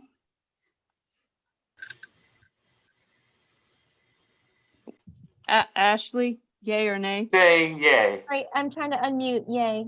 Yes. Okay, thank you. Brent Anderson. Yay. Obviously. Okay. Jan Beecher. Yay. Okay. Steve Bonifant. Let's do this quickly, folks.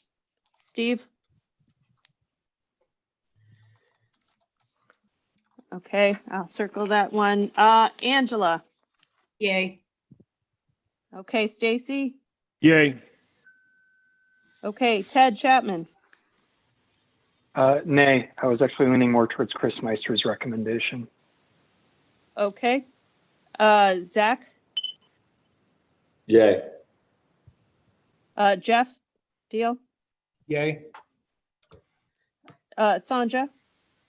Yay. John Friedman. Yay. Okay, Yay. Phyllis Garcia. Yay. Yay.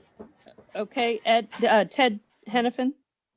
Yay, but I would like to just, Brent expanded it slightly to just contaminated sites, and I was in support of that. So I don't know if that's a slight change in what was in the charge, but that's in his comments were around expanding that. We have time to tweak the charge. I want everybody to recognize that there's time to weigh in and fine tune the charge, okay? And so as our process goes, Joanne, not only do you have the opportunity to fine tune the charge, but you have the ability to work with the Office of Policy on that. Yes, thank you. Okay, let me just finish up. Craig Holland. Yay. Okay, Craig Rankovich. Nay, I support the advisory letter. John Jones. Yay. Margot. Joanne, Margot had to step away for a second. She actually sent me a note. Oh, thank you, Craig. George Kelly. George. Okay, Cynthia. Yay. Okay, Colleen. Yay. Pam Lemoyne. Yay. Eric Lessinger.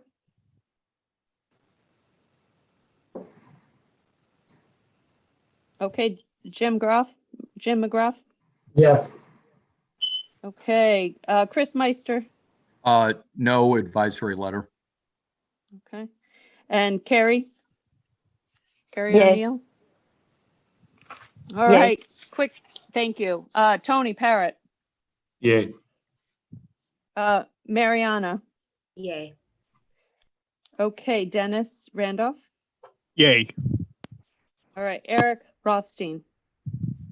I support the advisory letter, although I wonder if they are in fact mutually exclusive. If we might not be focused on an advisory letter and in digging further into the issues, perhaps determine that a full-blown charge report is appropriate. That is where we might be able to go in the next few minutes. Bill Stannard. Yay. Okay, Carl Thompson. Yay. Okay, David Zimmer. Yes. Okay. All right. Wayne, so here's can you what hear me? This is George Kelly. Sorry. Hey, George. Yeah. What do you I was vote? gonna. I didn't. as a newbie, no one's really explained what an advisory letter is vis-a-vis a charge. And so it would be helpful, but I think I lean towards the advisory letter with a charge potential later based on what we're doing on the advisory side. Okay, George, thank you. So here's what I'm hearing. We've got a majority of members who are supportive of taking on this charge. Some have, the rest have proposed a advisory letter. And now I go back to the comments before where we've got a couple ways that, you know, to Eric Rustein's point, we've got a couple ways that we could provide guidance and advice, and that could be a full report. It could be in terms of an advisory letter, and it can be a consultation. But what I want to confirm is we are taking this on as a formal charge. And our next steps, I would like to get some volunteers. Normally, we have somebody who helps lead the way, who is a chair of a work group, who can move this forward. And I don't want to call on you now or ask you to be chair. What I'd like to do is have you, you could raise your hand now to be part of a work group that could fine tune what this looks like and work with EPA staff, the DFO, the chair on getting back to, you know, refining the charge, weighing in on the charge. Everybody will be able to see it a few times back and forth, but we need a small group to start working on this. So could you raise your hand if you're interested? We cannot have more than 10 members. So you can also let us know. I've got some names here. Okay, so I've got Dennis, Bill, Brent, Sanja. Thank you. And we could start working on a letter. You can let us know afterward if you'd like to be a chair of this group. We'll probably need a few more people to weigh in. Not too many more, but we'll need more. And now remember that they represent some of the working group activities, but they always will come back to the full group. So you'll have many opportunities to weigh in on this. So thank you. That was such great presentation, just terrific feedback. What I want to do, we're right at the point where we could have public comment. So thank you for your patience in this conversation and waiting for me to get to public comment. I believe, Ed, we have 2 people today. Yes, we have 2 public commenters, and what I will do is ask each public commenter to speak for 2 minutes and each, and if they have any additional materials that they would submit them for the record, and we will post any written comments that they provide to us on our EFAB website. So I believe that they're online, right? If you could open Larry's line first, how about that? And I'll ask the commenter to introduce himself, and then I will start the countdown after your introduction, so that won't be part of your comments. Thanks, Ed. My name is Larry Levine. I'm the Director of Urban Water Infrastructure and a Senior Attorney with Natural Resources Defense Council. Thanks for the opportunity to speak briefly here. I want to speak to a pending EPA proposal, the proposed 2020 Financial Capability Assessment for Clean Water Act obligations guidance. This is an amendment to a 1997 guidance, which EPAB has addressed before. In 2007, EPAB put out a report with recommendations on how EPA should improve and update that guidance. I believe EPAB should take a close look at this proposal as well, as it does not advance the cause of clean water, but rather will perpetuate inequities in access to clean water and in compliance with the Clean Water Act. The EPAB recommendations from 2007 included a number of things, some of which are addressed in the guidance, but some critical ones that are not.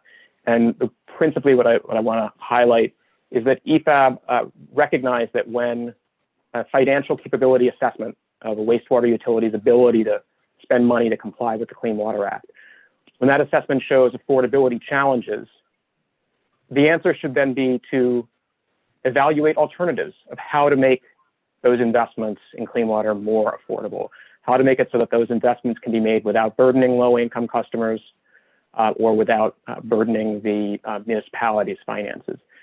This guidance does nothing to drive consideration of those alternatives, and it instead effectively gives an opportunity for a free pass to the regulated utilities. And so I would urge EPAB to give this new draft a close review. The comment period ends on Monday, but I would hope that EPA would be open to feedback from this advisory board beyond that point as well. Thank you. Thank you, Larry. And as a matter of process for the new members, usually there is a comment period like this and a commenter.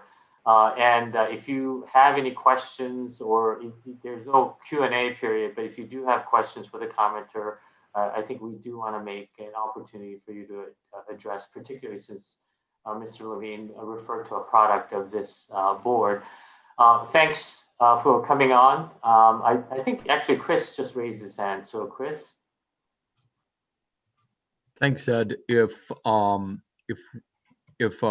we could ask EPA staff to circulate the 2007 report that was raised by Mr. Levine, that would be great. Yeah, we'll do that after the meeting since he raised that as an issue. The other, the commenter, I'm not sure that the commenter is actually online. I think his name is Mr. Jeff Daly. He may have decided to just submit written comments. So Joanne, with that, I will turn the mic back to you. Okay. Thanks, Ed. And look at this. I just have to say we're back on time. So go us. Yes, thank you.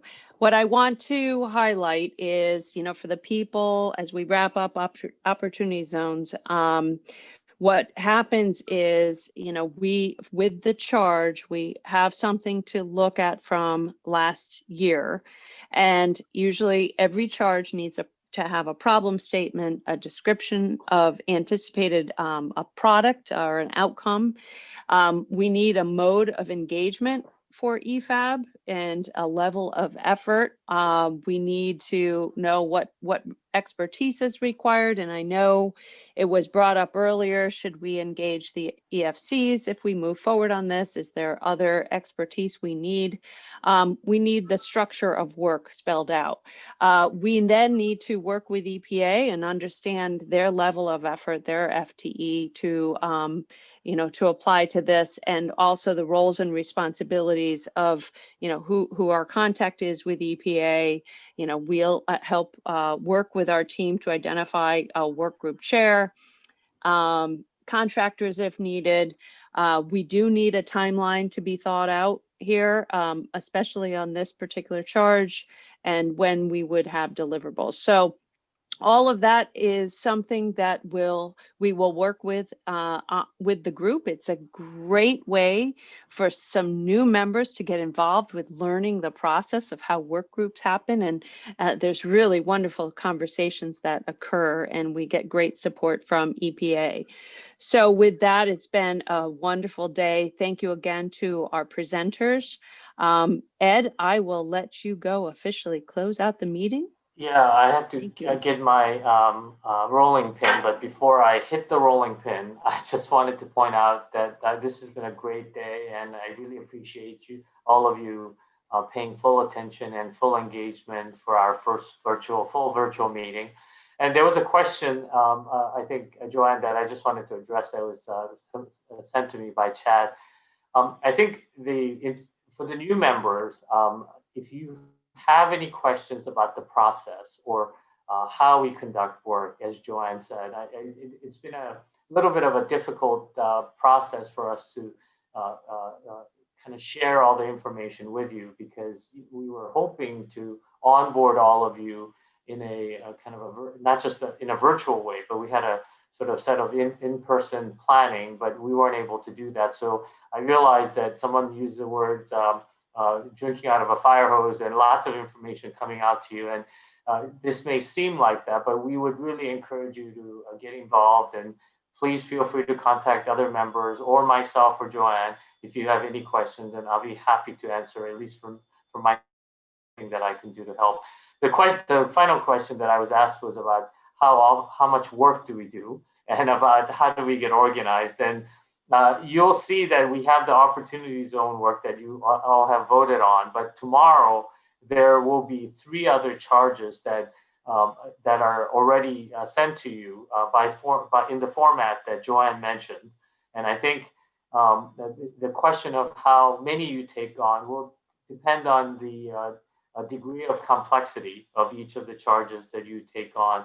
And typically, if you have complex charges, the EPA could probably, for the EFAB, support perhaps up to 2 complex charges, because we have to support with the staff as well as expertise in-house, and be able to work with you. And all of you, I also know that you're doing this in the goodness of your heart, and this is your public service that you're providing. So we want to make sure that your time is also well spent, but also very efficiently spent, as opposed to spending a lot of time on lots of different products. So with that, I will just say that this is an ongoing discussion that the board has. And as Joanne said, I think as all of you will start getting involved in the discussion, I think the work will become apparent as well. And my job is to make sure that EPA provides all the critical support that we can to support the work that you want to do. So, but again, any work that you decide to take on will also involve your time as well as our time. So I think that's something that will contribute to the discussion as we go on. Joanne, with that, do you have any comments about what I just said before I use my rolling pin? No, well, actually I do. I just want to say that if there's time tomorrow, and as we start talking about the other proposed charges, some of this will all start coming together. It will gel a little bit better tomorrow. So I look forward to everybody being back here at 11 o'clock. Sign in a little bit earlier, Eastern time, and hopefully we'll get through some of our technical challenges that we went through today, but we appreciate everybody's patience. Thanks. That's it. Well, thank you, everyone. And with that, I will close today's meeting. Take care. Thank you. Bye. Thank you.